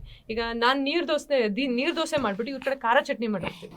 ಅದೊಂಥರ ಕಾಂಬಿನೇಷನ್, ಅದೊಂಥರ ಚೆನ್ನಾಗಿರುತ್ತೆ. ಸೊ ಹಾಗಾಗಿ ಅದೇ ಅಡುಗೆ ವಿಚಾರದಲ್ಲಿ ಒಂಥರ ವಿಶೇಷವಾಗೇ ಇರುತ್ತೆ ಬಿಡಿ ನಮ್ಮ ಮನೇಲಿ. ನಮ್ಮಿಬ್ರು ಕಾಂಬಿನೇಷನ್ ಥರ ಬಯಲ್ಸೀಮೆ ಮತ್ತು ಮಿರ್ಚಿ ಮಂಡಕ್ಕಿ, ಮಿರ್ಚಿ ಮಂಡಕ್ಕಿ, ನೀರು ದೋಸೆ, ಮೆಣಸಿನ್ಕಾಯಿ ಚಟ್ನಿ. ಖಾರ ಆದರೆ ಕಷ್ಟ. ದಿವ್ಯಾ ಅವ್ರು ಮಾಡೋ ಯಾವ ಅಡುಗೆ ನಿಮ್ಮ ಫೇವ್ರೇಟು? ನನಗೆ ನೀರು ದೋಸೆ ಇಷ್ಟ ಮಾಡ್ತಾರೆ ಆ ಕಡೆದು. ಅದೇ ನೀರು ದೋಸೆಗೆ ನಮ್ಮ ಕಡೆ ಹಸಿಮೆಣಸಿನ್ಕಾಯಿ ಚಟ್ನಿ, ಅದು ಕಾಂಬಿನೇಷನ್ ಚೆನ್ನಾಗಿರುತ್ತೆ. ಆಮೇಲೆ ಅವರೊಂದು ವಿಶೇಷವಾದ ಈ ಪಲಾವ್ ಮಾಡ್ತಾರೆ, ರೈಸಲ್ಲಿ ಎಲ್ಲ ತರಕಾರಿಗಳನ್ನ ಮಿಕ್ಸ್ ಮಾಡಿ. ಅದು ನನ್ನ ಮಗಳಿಗೂ ಇಷ್ಟ, ನನಗೂ ಇಷ್ಟ. ಅದು ಕೂಡ ಚೆನ್ನಾಗಿರುತ್ತೆ. ಅಕ್ಕಿ ರೊಟ್ಟಿ ನಮ್ಮ ಕಡೆ ಮಾಡೋದು ಕಮ್ಮಿ. ಅಕ್ಕಿ ರೊಟ್ಟಿಗೂ ಕೂಡ ಅವ್ರದ್ದು ಅಕ್ಕಿ ರೊಟ್ಟಿ ಅವ್ರದ್ದು ಇರುತ್ತೆ. ಚಟ್ನಿ ಮತ್ತು ತಿರ್ಗಾ ಮೆಣಸಿನ್ಕಾಯಿ ಚಟ್ನಿ ಅದು ಇದು ನಮ್ಮದಿದ್ರೆ ಅದು ಚೆನ್ನಾಗಿರುತ್ತೆ. ಸೊ ಆಮೇಲೆ ಸ್ವೀಟು ಕೆಲವೊಂದು ವಿಶೇಷವಾಗಿ ಮಾಡ್ತಾರೆ, ಹೊಸ ಪ್ರಯೋಗಗಳನ್ನ ಮಾಡ್ತಾರೆ, ಅದು ಕೂಡ ಚೆನ್ನಾಗಿರುತ್ತೆ. ಆಮೇಲೆ ಮುದ್ದೆ, ನಮ್ಮ ಕಡೆ ಮುದ್ದೆ ಕಲ್ತ್ಕೊಂಡಿದ್ದಾರೆ ಅವರು. ಜೋಳದ ಮುದ್ದೆ ಮಾಡೋದು, ಜೋಳದ ಮುದ್ದೆ ಉದ್ಕ ಅಂತ ಮಾಡ್ತಾರೆ, ಅದು ಕೂಡ ಚೆನ್ನಾಗಿ ಮಾಡ್ತಾರೆ. ಜಿಜಿ ಅವ್ರು ಯಾವತ್ತಾದರೂ ಆ ಸಾಹಸಕ್ಕೆ ಕೈ ಹಾಕಿದ್ರ? ಅಯ್ಯೋ, ನಾನೇ ಅದಕ್ಕೆ ಒಪ್ಪಿಗೆ ಕೊಡಲ್ಲಪ್ಪ, ಪರ್ಮಿಷನ್ ಕೊಡಲ್ಲ. ಬೇಡ ಒಂದ್ಸರಿ ಸುಮ್ಮನೆ ಹಿಂಗೆ ಗೈಡ್ ಮಾಡ್ತೀನಿ, ಚಿತ್ರಾನ್ನ ಹೇಳಿದ್ದೆ. ಸಾಯಿಸಿ. ಅಯ್ಯೋ, ನಂದು ಪ್ರೆಗ್ನೆನ್ಸಿ ಟೈಮಲ್ಲಿ ಮಧ್ಯರಾತ್ರಿ ಹಸಿವಾಗ್ಬಿಟ್ಟಿದೆ. ನಂಗೆ ಏನಾದ್ರು ಅಡುಗೆ ಮಾಡ್ಕೊಡಿ ಅಂತಿದ್ದೀನಿ. ಏನಮ್ಮ ಅಂತಿದ್ರು, ಮೊದಲೇ ಟೆನ್ಷನ್. ಇಲ್ಲ, ಫಸ್ಟ್ ಅನ್ನಕ್ಕೆ ಇಟ್ರು. ಅದು ಫುಲ್ಲು ಚಿತ್ರಾನ್ನ ಹೇಳಿದ್ದು ನಾನು, ಮೊಸರನ್ನ ರೇಂಜಿಗೆ ಅನ್ನ ಮಾಡಿದ್ದಾರೆ. ಹೋಗ್ಲಿ ಬಿಡಿ, ಒಗ್ಗರಣೆ ಹಾಕ್ಕೊಡಿ. ಏನು ಒಗ್ಗರಣೆ? ಏನಿಲ್ಲ ರೀ, ಸಾಸಿವೆ, ಜೀರಿಗೆ, ಕಡಲೆಬೇಳೆ, ಉದ್ದಿನಬೇಳೆ, ಮೆಣಸಿನ್ಕಾಯಿ ಹಾಕ್ಬಿಟ್ಟು ಉಪ್ಪು ಹಾಕ್ಬಿಟ್ಬಿಡಿ ಸಾಕು. ಪುಣ್ಯಾತ್ಮ ಎಲ್ಲ ಎಣ್ಣೆ ಹಾಕ್ಬಿಟ್ಟು ಅಷ್ಟನ್ನು ಒಟ್ಟಿಗೆ ಹಾಕ್ಬಿಟ್ಟಿದ್ದಾರೆ. ಅದ್ಭುತವಾಗಿತ್ತು. ಅದೇ ಲಾಸ್ಟ್ ಕಷ್ಟ ಮಾಡಿದ್ವಿ ಸರ್, ನಾವು ಮಾಡಿದೀವಿ. ಅಂದ್ರೆ ಅದೇನಂದ್ರೆ ಸಾಂದರ್ಭಿಕವಾಗಿ ಬರ್ಬೇಕದು, ಅಂದ್ರೆ ಪ್ರಶಸ್ತಿ ಕೊಡೋ ತರ ಇತ್ತು. ನಮ್ಮ ಫ್ರೆಂಡ್, ನಾವು ವೀರೇಂದ್ರ ಅವ್ರ ಅಂತ ಇದ್ರು, ಅವ್ರ ಫ್ರೆಂಡ್, ನಾವೆಲ್ಲ ಒಟ್ಟಿಗೆ ಇದ್ವಿ. ಅವಾಗ ಅವಾಗ ಮಾಡಿದಾಗ ಆ್ಯಕ್ಚುಲಿ ಅವರೇ ಮಾಡಿ ನಮಗೆ ಯಾವಾಗಲೂ ಅಡುಗೆ ಮಾಡೋರು, ಹಾಕೋರು ರೂಮಲ್ಲಿದ್ದಾಗ. ಸೊ ನಾನು ಒಂದು ದಿವಸ ಮಾಡ್ತೀನಿ ಅಂದೆ. ಸೊ ಅಂದ್ರೆ ಬರೋದು ಲೇಟ್ ಆಯಿತು, ಅನ್ನಕ್ಕೆ ಇಡ್ತೀರಾ ಅಂತ ಹೇಳಿ ಇದನ್ನು ಮಾಡಿದ್ರು. ನಾನೇನು ಮಾಡಿದೆ, ಬರೀ ಅನ್ನ ಮಾಡಿ ಮತ್ತು ತಿರ್ಗಾ ಸಾಂಬಾರು ಹೋಟ್ಲಿಂದ ತರೋದು ಇದೆಲ್ಲ ಕಷ್ಟ ಆಗುತ್ತೆ ಅಂತ ಹೇಳ್ಬಿಟ್ಟು ಎಲ್ಲ ತರಕಾರಿನ ಹೆಚ್ಚಿಗೆ ಉಪ್ಪಿಟ್ಟು ಮಾಡ್ತಾರಲ್ಲ ಆ ಥರ ರೈಸ್ ಮಾಡೋಣ ಅಂತ ಹೇಳ್ಬಿಟ್ಟು ಅದು ನೀರೆಲ್ಲ ಕುದಿಸಿ ಇದು ಮಾಡಿ ಅನ್ನಕ್ಕೆ ಮಾಡಿದೆ.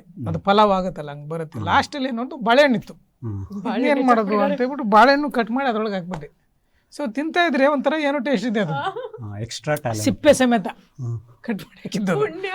ಏನಿದು ಏನಿದು ಏನಿದು ಅಂತ ಕೇಳ್ತಾರೆ. ನಾನು ಬನಾನ ಹಾಕಿದ್ರೆ ಬೈತವ್ರ ಅಂತ ಹೇಳ್ಬಿಟ್ಟು ಏನು ಮಾಡಿದೆ, ಅದು ಬನಾನ ಬಾತ್ ಒಂದೇ. ಅದು ಸ್ನೇಹ ಅನ್ನೋದು ನೋಡಿ ಇದಕ್ಕೆ ಹೇಳೋದು. ಕೆಟ್ಟದಾದ್ರೂನು ಪಾಪ ಮೊದಲನೇ ಪ್ರಯತ್ನ ಗೆಳೆಯಂಗೆ ಪ್ರೋತ್ಸಾಹ ಕೊಡ್ಬೇಕು ಅಂತ ಹೇಳ್ಬಿಟ್ಟು ಕಷ್ಟಪಟ್ಟು ತಿಂದಿದ್ದಾರೆ. ಅದು ಇಮ್ಯಾಜಿನ್ ಮಾಡಿ, ಬಾಳೆಹಣ್ಣು ಪಲಾವಲ್ಲಿ ಬಾಳೆಹಣ್ಣು ಅಂದ್ರೆ ಕೃಷ್ಣ ಕುಚೇಲ್ ಅಂತಾರೆ. ಕೃಷ್ಣ ಕುಚೇಲ್ ಇಬ್ರು ವಿದ್ಯಾಭ್ಯಾಸ ಕಲಿತಾರೋ ಜೊತೆಗಿದ್ರಂತೆ. ಜೊತೆಗಿರುವಾಗ ಕಾಡಿಗೆ ಹೋಗ್ತಾರೆ. ಕಾಡಲ್ಲಿ ಒಂದು ಮಾವಿನ ಹಣ್ಣು ಸಿಗುತ್ತೆ. ಇಬ್ರಿಗೂ ಹಸುವಾಗಿದೆ, ತಿನ್ನಬೇಕು ಅಂತ ಹೇಳ್ಬಿಟ್ಟು ಅವಾಗ ಕೃಷ್ಣ ಏನು ಮಾಡ್ತಾನೆ, ಅದನ್ನು 5 ಹೋಳು ಮಾಡ್ತಾನೆ. 5 ಹೋಳು ಮಾಡಿಬಿಟ್ಟು ಒಂದು ಒಳ ಕುಚಲಂಗೆ ಕೊಡ್ತಾನೆ. ತಿಂದ್ಬಿಟ್ಟು ಭಾಳ ರುಚಿಯಾಗಿದೆ ಅಂತ ಇನ್ನೊಂದು ಹೋಳು ಕೊಡ್ತಾನೆ. ತುಂಬ ರುಚಿಯಾಗಿದೆ ಕೃಷ್ಣ, ಇನ್ನೊಂದು ಹೋಳು ಕೊಡ್ತಾನೆ. 4 ಹೋಳು ತಿಂದ್ಬಿಡ್ತಾನೆ. ಇವನು ಕೃಷ್ಣಂಗೆ ಸಿಟ್ಕೊಂಡ್ಬಿಡುತ್ತೆ. ಏ ಕುಚಲ, ನಿನಗೆ ನನ್ನ ಮೇಲೆ ಸುಧಾಮ ಅಂತಿದೆ, ಸುಧಾಮ ನನ್ನ ಮೇಲೆ ನಿನಗೆ ಪ್ರೀತಿನೇ ಇಲ್ಲ, ನನಗೂ ಹಸುವಾಗ್ತಾಯಿದೆ, ಬರೀ ಒಂದೇ ಹೋಳು ಉಳಿಸಿದೀಯ ನೀನು, ನನಗೆ ಕೊಡದೆ ತಿಂತಾ ಇದೆಯಲ್ಲ, ಇದು ತಪ್ಪಲ್ವಾ, ನಾನು ತಿನ್ನಬೇಕಲ್ವಾ, ಇಲ್ಲ ಅದನ್ನು ಕೊಡುವಂತ ಅದನ್ನು ತಿಂದ್ಬಿಟ್ಟ. ಸಿಟ್ಟು ಬಂದ್ಬಿಡ್ತೀವಿ, ಯಾಕೆ ಹಿಂಗೆ ಮಾಡಿದೆ ಅಂತ. ಆಮೇಲೆ ಅದನ್ನು ಸ್ವಲ್ಪ ರುಚಿ ನೋಡಿದ್ರೆ ಕೃಷ್ಣ ಅದು ತುಂಬ ಹುಳಿ ಇತ್ತು, ಸ್ವೀಟ್ ಇರಲಿಲ್ಲ. ಸುಧಾಮ ಹಂಗಾರೆ ಇದು ಸುಧಾಮ ತಿಂದಿದ್ದು. ಕುಚೇಲ ಕಥೆ ಇನ್ನೊಂದಲ್ಲ, ಕುಚೇಲನೇ ಸುಧಾಮನ್ಗೆ ಕುಚೇಲ ಅನ್ನೋದು 2 ಹೆಸರು ಆ್ಯಕ್ಚುಲಿ. ಕೃಷ್ಣ ಕುಚೇಲಂಗೆ ಸುಧಾಮನ ಹೆಸರು ಇತ್ತು. ಸೊ ಅದಕ್ಕೆ ತಿಂದ್ಬಿಟ್ಟು, ಅಂದರೆ ಕೃಷ್ಣ ಹುಳಿಯಾಗಿರೋ ತಿನ್ನಬಾರ್ದು ಅನ್ನೋ ಕಾರಣಕ್ಕೆ ಸುಧಾಮ ಏನು ಮಾಡ್ತಾನೆ, ಪೂರ್ತಿ ತಿಂದ ಹಣ್ಣು. ಗೆಳೆಯನ ಕೈ ಆಗಿರೋದು ಕೊಡಬೇಡ, ಹುಳಿಯಾಗಿರೋದು ಕೊಡೋದು ಬೇಡ, ಕೃಷ್ಣ ಯಾವಾಗಲೂ ಸಿಹಿಯಾಗಿರೋದೇ ತಿನ್ಬೇಕು ಅಂತ ಅಷ್ಟು ಪ್ರೀತಿ ಸ್ನೇಹ. ಇವತ್ತೇ ಫೋನ್ ಮಾಡಿ ನಿಮ್ಮ ಸ್ನೇಹಿತರಿಗೆಲ್ಲ ಇನ್ಮೇಲೆ ಹೆಸರು ಚೇಂಜ್ ಮಾಡ್ಕೊಳ್ಳಿ, ಒಂದು ಸುಧಾಮ ಅಂತ ಇಟ್ಕೊಳ್ಳಿ, ಇಲ್ಲ ಕುಚೇಲ ಅಂತ ಇಟ್ಕೊಳ್ಳಿ.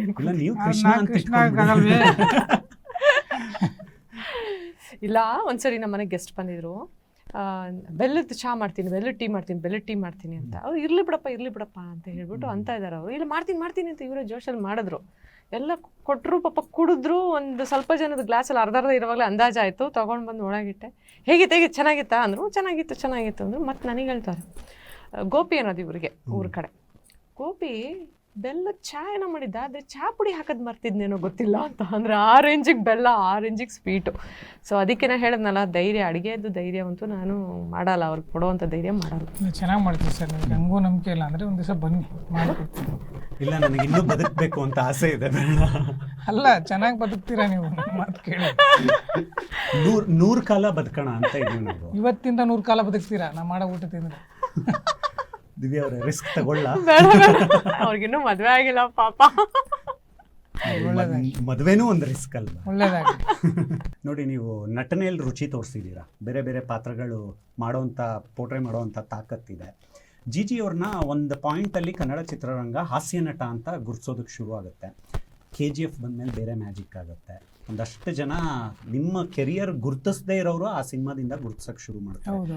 ದೊಡ್ಡ ಸಿನಿಮಾಗಳ ಮ್ಯಾಜಿಕ್ ಅಂತ ಹೇಳ್ಬೋದು. ಕರೆಕ್ಟ್. ತುಂಬ ವರ್ಷಗಳ ಸ್ಟ್ರಗಲ್ ಇದ್ದರೂ ಕೂಡ ಈಗ ಹೇಗಿದೆ ನಿಮ್ಮ ಸಿನಿಮಾ ಲೈಫ್? ಈಗಲೂ ಕೂಡ ಚೆನ್ನಾಗಿ ನಡೀತಿದೆ. ಇವಾಗಲೂ ಕೂಡ ನನಗೆ ಬರೀ ಕರ್ನಾಟಕದಲ್ಲಿ ಅಷ್ಟೇ ಅಲ್ಲ, ಬೇರೆ ಬೇರೆ ರಾಜ್ಯದಲ್ಲೂ ಕೂಡ ಅವ್ರಿಗೆ ಹೆಸರು ಗೊತ್ತಿಲ್ಲ, ಕಲಾಶ್ನಿಕಾವು ಅಂತ ಕೂಗ್ತಾರೆ. ಸೊ ರೀಸೆಂಟಾಗಿ ಒಬ್ಬರು ಒಂದು ತೆಲುಗು ಆಪರೇಷನ್ ವ್ಯಾಲೆಂಟೈನ್ ಅಂತ ಬಂತಲ್ಲ ಸಿನಿಮಾ. ಸೊ ಅದಕ್ಕೆ ಅವ್ರ ಡೈರೆಕ್ಟರ್ ಪಂಜಾಬ್ ಅವರು ಆ ಕಲಾಶ್ನಿಕಾವ್ ಮಾಡಿದ್ರಲ್ಲ, ಅವ್ರು ಬೇಕು ಅಂತ ಕರ್ಸ್ಕೊಂಡು ಒಂದು ಕ್ಯಾರೆಕ್ಟರ್ ಮಾಡಿಸಿದ್ರು. ಸೊ ಮೊನ್ನೆ ಸುದೀಪ್ ಸರ್ದು ಸಿನಿಮಾ ಮಾಡಿದ್ವಲ್ಲ ಮ್ಯಾಕ್ಸ್, ಅಲ್ಲಿ ಚೆನ್ನೈ ಹೋದಾಗ ಅಲ್ಲೂ ಕೂಡ ಸುಮಾರು ಜನ ಕಲಾಶ್ನಿಕಾವ್ ಅಂತ ಮಲಯಾಳಂ ಹುಡುಗರು, ಮಲಯಾಳಂ ಅವರು, ಚೆನ್ನೈ ಅವರೆಲ್ಲ ಗುರುತಿಸೋರು. ಸೊ ಹಂಗಾಗಿ ಅದು ನನಗೆ ಬೇರೆ ಬೇರೆ ಕಡೆಯಲ್ಲಿ ಬೇರೆ ಬೇರೆ ರೀತಿಯಲ್ಲಿ ನನಗೆ ಗೌರವ ತಂದು ಕೊಟ್ಟಿರ್ತಕ್ಕಂಥ ಸಿನಿಮಾ ಅದು. ಸೊ ಅವರ ನಿರ್ಮಾಪಕರಿಗೆ, ನಿರ್ದೇಶಕರಿಗೆ, ನನ್ನ ಸಿನಿಮಾಗೆ, ಕಥಾನಾಯಕರಿಗೆ ಯಾವಾಗಲೂ ಋಣಿಯಾಗಿರ್ತೀನಿ ನಾನು. ಸೊ ಅದೇ ಥರ ನೀವು ಹೇಳ್ದಂಗೆ, ಸೊ ಬರೀ ಹಾಸ್ಯ ನಟ ಅಂತ ಏನು ಗುರುತಿಸ್ತಿದ್ರು, ಅದಾದ ನಂತರ ಬೇರೆ ಥರದ ಕ್ಯಾರೆಕ್ಟರ್ಗಳನ್ನೇ ಕ್ರಿಯೇಟ್ ಮಾಡೋಕ್ಕೆ ಶುರು ಮಾಡಿದ್ರು, ನನಗೋಸ್ಕರ ಬರೆಯೋಕ್ಕೆ ಶುರು ಮಾಡಿದರು. ಅದಾದಮೇಲೆ ಒಂದು ನನಗೆ ಅಕ್ಷಿ ಅಂತ ಒಂದು ಮೂವಿ ಮಾಡಿದೆ, ಮನೋಜ್ ಕುಮಾರ್ ಅಂತ ನಿರ್ದೇಶಕರು. ಸೊ ಅವ್ರು ನಾನು ಹೇಳಿದಾಗ ಇಡೀ ಸಿನಿಮಾನೇ ಸೀರಿಯಸ್ ಕ್ಯಾರೆಕ್ಟ್ರು. ಸೊ ಅದು ಫುಲ್ಲು ಅದ್ರ ಮೇಲೆ ಆ ಸಿನಿಮಾಗೆ ನನಗೆ ಡೌಟ್ ಇತ್ತು. ನೋಡಿ, ನಾನು ಸ್ಕ್ರೀನ್ ಮೇಲೆ ಬಂದರೆ ನಗ್ತೀನಿ, ಬಟ್ ಇದು ಸೀರಿಯಸ್ ಕ್ಯಾರೆಕ್ಟರ್ದು. ಒಂದು ನೇತ್ರದಾನದ ಬಗ್ಗೆ ಮಾಡಿರ್ತಕ್ಕಂಥದ್ದು ಕಾನ್ಸೆಪ್ಟ್ ಇದು. ಬಟ್ ನನಗೆ ವರ್ಕ್ ಆಗುತ್ತಾ ನೀವು ಯೋಚನೆ ಮಾಡಿ ಅಂದಾಗ ನನಗಿಂತ ಜಾಸ್ತಿ ಅವ್ರಿಗೆ ಕಾನ್ಫಿಡೆನ್ಸ್ ಇತ್ತು, ಇಲ್ಲ ಸರ್ ನೀವು ಮಾಡ್ತೀರಾ ಅಂತೇಳಿ. ಅದನ್ನು ಮಾಡಿದ್ಮೇಲೆ ಅದು ಸಿನಿಮಾ ರಿಲೀಸ್ ಆದಮೇಲೆ ನ್ಯಾಷನಲ್ ಅವಾರ್ಡ್ ಆಯ್ತು ಸಿನಿಮಾ. ಅದಾದ್ಮೇಲೆ ಬಹುಶಃ ಸುಮಾರು ಸಿನಿಮಾಗಳು ಸುಮಾರು ಗೌಳಿ, ನಾನು ಮತ್ತೆ ಗುಂಡ, ಅದೆಲ್ಲ ಸೀರಿಯಸ್ ಸೀರಿಯಸ್ ಈಗ ನಾನು ಮತ್ತುಕೊಂಡು 2 ಮಾಡಿದ್ರಲ್ಲ ಅದರಲ್ಲೂ ಕೂಡ ಫುಲ್ ಸೀರಿಯಸ್ ಕ್ಯಾರೆಕ್ಟರ್, ಸೀರಿಯಸ್ ಪಾತ್ರನೇ ಅದ್ರಲ್ಲೆಲ್ಲ. ಸೊ ಆ ಥರ ನೀವು ಹೇಳ್ದಂಗೆ ಬೇರೆ ರೀತಿ ನೋಡೋದಕ್ಕೆ ನಮಗೂ ಕೂಡ ಪರ್ಫಾರ್ಮೆನ್ಸ್ ಮಾಡೋದಕ್ಕೆ ನಾನು ಪರ್ಫಾರ್ಮರ್ ಅಂತ ಅವಕಾಶ ತೋರಿಸೋಕ್ಕೆ ನಿರ್ದೇಶಕರು ಮನಸ್ಸು ಮಾಡಿ ಕೊಟ್ಟರು ನಮಗೆ. ಇವಾಗ ಲವ್ ಕೇಸ್, ಈಗ ಲವ್ ಕೇಸ್ ಅಂತ ಒಂದು ಬರ್ತದೆ, ಅದು ಕಂಪ್ಲೀಟ್ ಸೀರಿಯಸ್ ಪಾತ್ರ, ಅದು ಕೂಡ ಕಂಪ್ಲೀಟ್ ಸೀರಿಯಸ್ ಕ್ಯಾರೆಕ್ಟರ್. ನಿಮ್ಮ ಲವ್ ಕೇಸ್ ಏನು ನೆನಪಾಗಲಿಲ್ಲ ತಾನೆ? ಇಲ್ಲ, ಅದು ಆಗ್ತಾ ಇರ್ತದೆ ಕಾಲೇಜ್ ಡೇಸು, ಬಂದು ಹೋಗ್ತಾ ಇರ್ತದೆ, ಯಾರಿಗೆ ಬರಲ್ಲ ಹೇಳಿ. ಸರ್ಕಲ್ಲು ಹಿಂಗೆ ಕೈಯಲ್ಲೇ ತೋರಿಸ್ಬಿಟ್ರು ನೋಡಿ. ಹೌದು, ಎಳ್ಳು ಬೆಲ್ಲ ಇದೆ. ಹೌದು, ಅದಕ್ಕೆ ಎಳ್ಳು ಬೆಲ್ಲ, ಬೇವು ಬೇವು ಬೆಲ್ಲ. ನೆಕ್ಸ್ಟ್ ಇದಕ್ಕೆ ಒಂದ್ ಧೈರ್ಯ ಏನು ಅಂದ್ರೆ ಅದು ಒನ್ ವೇ ಲವ್ ಆಗಿರುತ್ತೆ. ಯಾಕಂದ್ರೆ ಮದ್ವೆಗೆ ಇಷ್ಟು ವರ್ಷ ನನ್ನ ನೋಡಿ ಯಾರು ಲವ್ ಮಾಡ್ತಾರ ಅಂತ ಅದೇ ಹಂಗಲ್ಲ ಹೇಳಿದ್ ನಾನು. ಇವ್ರ ಕಡೆ ಕ್ರಿಟಿಸಿಸಮ್ ಮನೇಲಿ ಇಟ್ಕೊಂಡಿದ್ದೀರಾ ನೋಡಿ. ಹೇಳಿರಲ್ಲ ಅವರು, ಅಷ್ಟೇ ಸೈಲೆಂಟ್, ಭಾವನೆಗಳನ್ನ ಹಿಂಗ್ ವ್ಯಕ್ತನೇ ಪಡಿಸಿರಲ್ಲ ಅವರು. ಇಷ್ಟ ಯಾರು ಒಂದು ಹುಡುಗಿ ಇಷ್ಟ ಆಗಿದ್ರೆ ಅವ್ನು ಚೆನ್ನಾಗಿದ್ದಾಳೆ, ಇಷ್ಟಪಟ್ರೆ ಚೆನ್ನಾಗಿರುತ್ತೆ, ಇಷ್ಟಕ್ಕೆ ಸೈಲೆಂಟ್ ಆಗಿ ಹೋಗಿರ್ತಾರೆ ಯಾರು. ಜಿಜಿ, ನಿಮ್ಮ ಫೇವ್ರೆಟ್ ಹೀರೋಯಿನ್ ಯಾರು? ರಚಿತಾರಾಮ್. ರಚಿತಾರಾಮ್ ಬುಲ್ಬುಲ್. ಒಂದ್ ವೇದಿಕೆ ಮೇಲೆ ಹೇಳಿದ್ವಿ, ಅವ್ರು ರೇಗಿಸಿದ್ರು. ಆಮೇಲೆ ಅವ್ರ ಮೇಲೆ ಒಂದು ಕವನನೂ ಬರ್ಸಿದ್ರು, ಕವನ ಬರ್ದಿದ್ರು, ಬರ್ಸಿ ಅಲ್ಲೇ ಅವರಿದ್ರಿಗೆ ಓದಿಸಿದ್ರು. ರವಿ ಸರ್ ಇವು ಎಲ್ಲ ಇದ್ರು. ಆಮೇಲೆ ಅವರು ಬಂದು ಜೊತೆಗೆ ಡ್ಯಾನ್ಸ್ ಮಾಡಿದ್ರು ನಮ್ಮ ವೇದಿಕೆ ಮೇಲೆ. ಮೊನ್ನೆ ಸಿಕ್ಕಿದ್ರು ನಮ್ಮ ಶಿವಣ್ಣ. ನಾವು ಹೊದ್ದೋಲಿ ಅಂತ ಒಂದು ಸಿನಿಮಾ ಮಾಡಿದ್ವಿ ಸರ್, ನಾನು ಲೀಡ್ ಮಾಡಿದ್ದೀನಿ. ಸ್ಟೋರಿ ಸ್ಕ್ರೀನ್ ಪ್ಲೇ ಡೈಲಾಗ್ ನಾನು ಮಾಡಿದೆ. ನಮ್ಮ ಅನೀಶ್ ದಸ್ಕತ್ ಮೂವಿ ಮಾಡಿದ್ರಲ್ಲ, ಅನೀಶ್ ಅವರು ಡೈರೆಕ್ಷನ್ ಮಾಡಿದರು. ನಮ್ಮ ರತ್ನಾಕರ ಅಂತ ಹೇಳ್ಬಿಟ್ಟು ಪ್ರೊಡ್ಯೂಸರ್, ಅವರು ಈ ಮಾಲ್ಗುಡಿ ಡೇಸ್ ಅಂತ ವಿಜಯ ರಾಘವೇಂದ್ರ ಸ್ಟಾರ್ಟ್ ಮಾಡಿದ್ರಲ್ಲ, ಅವ್ರು ಪ್ರೊಡಕ್ಷನ್ ಮಾಡಿದರು. ಈಗ ಅವ್ರದ್ದು ನಾವು ಅವರೆಲ್ಲ ಒಂದು ಟೀಮ್ ಮಾಡಿಬಿಟ್ಟು ಹೊದ್ದೋಲಿ ಅಂತ ಒಂದು ಸಿನಿಮಾ ಮಾಡಿದ್ವಿ. ಫುಲ್ ಉತ್ತರ ಕರ್ನಾಟಕ ಸ್ಲ್ಯಾಂಗು, ಒಂದು ಎಂಟರ್ಟೈನ್ಮೆಂಟ್ ಸಿನಿಮಾ ಅದು. ಸೊ ಅದನ್ನು ಶಿವಣ್ಣ ಅವರು ಭಾಳ ಇಷ್ಟಪಟ್ಬಿಟ್ಟು ಅವರೇ ಪೋಸ್ಟ್ ನಾನು ಲಾಂಚ್ ಮಾಡ್ತೀನಿ ಅಂತ ಮಾಡಿದ್ರು. ಅಲ್ಲಿ ಹೋಗಿದ್ವಿ ಅವತ್ತು ಶಿವಣ್ಣವ್ರು ಸಿಕ್ಕಿ ಮಾತಾಡಿಸಿ, ಅವರು ಸಿದ್ದರಾಮ ಅವರು ಸಿಕ್ಕಿ ಮಾತಾಡಿದ್ರು. ಸೊ ಅವರು ಕೂಡ ಉತ್ತರ ಕರ್ನಾಟಕ ಸ್ಲ್ಯಾಂಗಲ್ಲಿ ನಾನು ಒಂದು ಮಾಡ್ತಾಯಿದ್ದೆ, ಖುಷಿಯಾಗಿ ಮಾತಾಡಿದರು. ಸೊ ಆ ಥರದ್ದು. ದಿವ್ಯಾ ಅವರೇ, ಲವ್ ಆದಾಗ ನಿಮಗೆ ಲೆಟರ್ಗಳು ಬರೀತಾ ಇದ್ರಾ ಜಿಜಿ? ಲೆಟರ್ ಟೈಮ್ ಹೋಗಿತ್ತಲ್ಲ ಸರ್ ಅಷ್ಟೇ. ಮೆಸೇಜಲ್ಲಿ ಏನಾದರೂ ಅಥವಾ ಕವಿತೆ ಕವನಗಳು ಬರ್ದಿದ್ದು? ಇಲ್ಲ, ಇನ್ನು ಬರೀ ಸ್ಕ್ರಿಪ್ಟ್ ಕರೆಕ್ಷನ್ಸ್ ಆಗ್ತಾ ಇತ್ತು ಅಷ್ಟೇ ನಮಗೆ. ಯಾಕಂದ್ರೆ ನಾವು ಅವಾಗಿದ್ದು ಶೋ ಅಲ್ಲಿ ಇದ್ವಿ.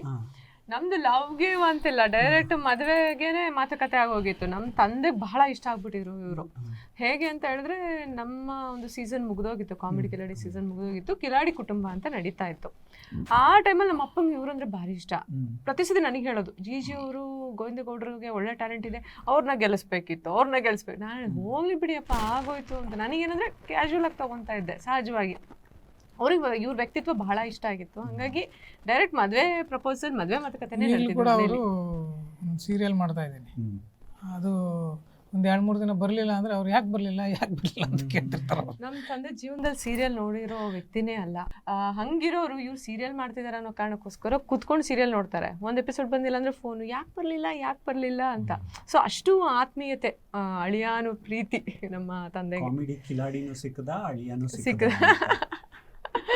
ಇಲ್ಲ, ನಮ್ಮ ತಂದೆ ಏನೆಲ್ಲ ಪ್ರಿಡಿಕ್ಟ್ ಮಾಡಿದ್ರು ನಮ್ಮ ಲೈಫಲ್ಲಿ ಎಕ್ಸಾಕ್ಟ್ ಹಾಗೆ ನಮ್ಮ ಲೈಫ್ ನಡೀತಾ ಇದೆ. ಅದಕ್ಕೆ ನನಗೆ ನಮ್ಮ ತಂದೆ ಒಂಥರ, ನನಗೆ ಎಲ್ಲರೂ ಹೇಳ್ತಾರೆ ತಾಯಿಯೇ ದೇವರು ಅಂತಾರೆ. ನಮ್ಮ ತಾಯಿನೂ ಸಾಕಷ್ಟು ತ್ಯಾಗಗಳೆಲ್ಲ ಮಾಡಿದ್ದಾರೆ ನನಗೋಸ್ಕರ. ಅಂದರೆ ಪ್ರೋತ್ಸಾಹ ಇರ್ಬೋದು, ಎಲ್ಲ ನೀಡಿದ್ದಾರೆ. ಬಟ್ ನನಗೆ ಮೊದಲಿಗೆ ತಲೆಗೆ ಬರೋದು ಅಂದರೆ ನಮ್ಮ ತಂದೆನೇ. ಯಾಕಂದರೆ ಅವ್ರು ತಗೊಳ್ಳೋ ಪ್ರತಿಯೊಂದು ನಿರ್ಧಾರ, ಮಾತುಕತೆ ಏನೇ ಇರ್ಬೋದು, ನಿಜವಾಗ್ಲೂ ಬ್ಲೂ ಪ್ರಿಂಟ್ ಹಾಕಿ ಕೊಟ್ಬಿಟ್ಟಿದ್ರು. ನೀನು ಇವ್ರನ್ನ ಮದುವೆ ಆದರೆ ಜೀವನ ಹಿಂಗಿರುತ್ತೆ, ಹಿಂಗೆ ಆಗುತ್ತೆ ನೋಡು ಅಂತ ಹೇಳಿದರು. ಹಾಗೆ ಸರ್ ಆಗುವಾಗ ನಡೀತಾ ಇದೆ. ಅಪ್ಪನ ಮಗಳು, ಅದಕ್ಕೆ ನಾನು ಏನು ಹೇಳಕ್ ಹೋಗಲ್ಲ, ಅಪ್ಪ ಹೇಳ್ದಂಗೆ ಕೇಳೋದು. ಒಂದು ನಿರ್ಧಾರ ಕಣ್ಮುಂದೆನೆ ಕೂತಿದೆ ನೋಡಿ, ಒಳ್ಳೆ ನಿರ್ಧಾರ. ಜಿಜಿ ಅವರು ಫಸ್ಟ್ ಟೈಮು ಒಂದು ಸಿನಿಮಾಗೆ ಕರ್ಕೊಂಡು ಹೋಗಿದ್ದ ನೆನಪೇನಾದ್ರು ಶೇರ್ ಮಾಡ್ಕೋಬೋದಾ? ಇಲ್ಲ, ನಾವು ಆಲ್ಮೋಸ್ಟ್ ಹೆಂಗೆ ಅಂದರೆ ಎಲ್ಲ ಸೆಲೆಬ್ರಿಟಿ ಶೋಗಳು ಅಟೆಂಡ್ ಆಗಿಬಿಟ್ಟಿದ್ದೀವಿ. ಪರ್ಸ್ನಲ್ ಆಗಿ ಬಹಳ ಕಡಿಮೆ ಹೋಗಿರೋದು. ನಾವೇ ಸಿನಿಮಾಗೆ ಹೋಗೋಣ ಅಂತ ಹೋಗಿ ನೋಡಿರೋದು ಕಡಿಮೆನೇ. ನಾವು ನಮಗೆ ಒಂದು ಇಷ್ಟ ಏನಂದರೆ, ನನಗೆ ಹಳೆಯ ಸಿನಿಮಾಗಳು ನೋಡೋ ಒಂದು ಹುಚ್ಚು. ಇವ್ರಿಗೂ ಹಾಗೆ. ಮನೇಲಿ ಈಗಲೂ ಕುತ್ಕೋತೀವಿ, ಅಣ್ಣವ್ರ ಸಿನಿಮಾ ನೋಡ್ತೀವಿ, ಅಂಬರೀಷ್ ಅಣ್ಣನ ಸಿನಿಮಾ ನೋಡ್ತೀವಿ, ಆಮೇಲೆ ಶಿವಣ್ಣನ ಸಿನಿಮಾಗಳು ನೋಡ್ತೀವಿ. ಈಗಲೂ ಮನೇಲಿ ಕುತ್ಕೊಂಡು ಅದೇ ಫ್ರೀ ಟೈಮ್ ಸಿಗ್ತಾ ಒಂದು 3 ಅವರ್ ಇದೆಯಾ, ಒಳ್ಳೆ ಅಡುಗೆ ಮಾಡು, ಮನೇಲಿ ಕುತ್ಕೊಂಡು ಆ ಥರದ್ದು ಒಂದಷ್ಟು. ಭೂತಾಯಿ ಮಗ, ಅಯ್ಯೋ ನೋಡಿರೋ ಸಿನಿಮಾಗಳಾದ್ರೂ ಪರವಾಗಿಲ್ಲ, ಪದೇ ನೋಡ್ತೀವಿ. ಆ ಥರ ಥಿಯೇಟ್ರಿಗೆ ಹೋಗೋದು ಸ್ವಲ್ಪ ಕಡಿಮೆನೇ. ನಾವಾಗೆ ಹೋಗಿರೋದು ಕಡಿಮೆ. ಜಿಜಿ, ಕಾಲದಿಂದ ಕಾಲಕ್ಕೆ ಪ್ರೀತಿ ಬದಲಾಗಿದೆ ಅನ್ಸುತ್ತಾ? ರೀತಿ ಅಷ್ಟೇ. ಪ್ರೀತಿ ರೀತಿ ನೋಡೋ ರೀತಿ ಅವ್ರವ್ರು ನೋಡೋ ರೀತಿ ಸರ್, ಅಷ್ಟೇ ಏನಿಲ್ಲ.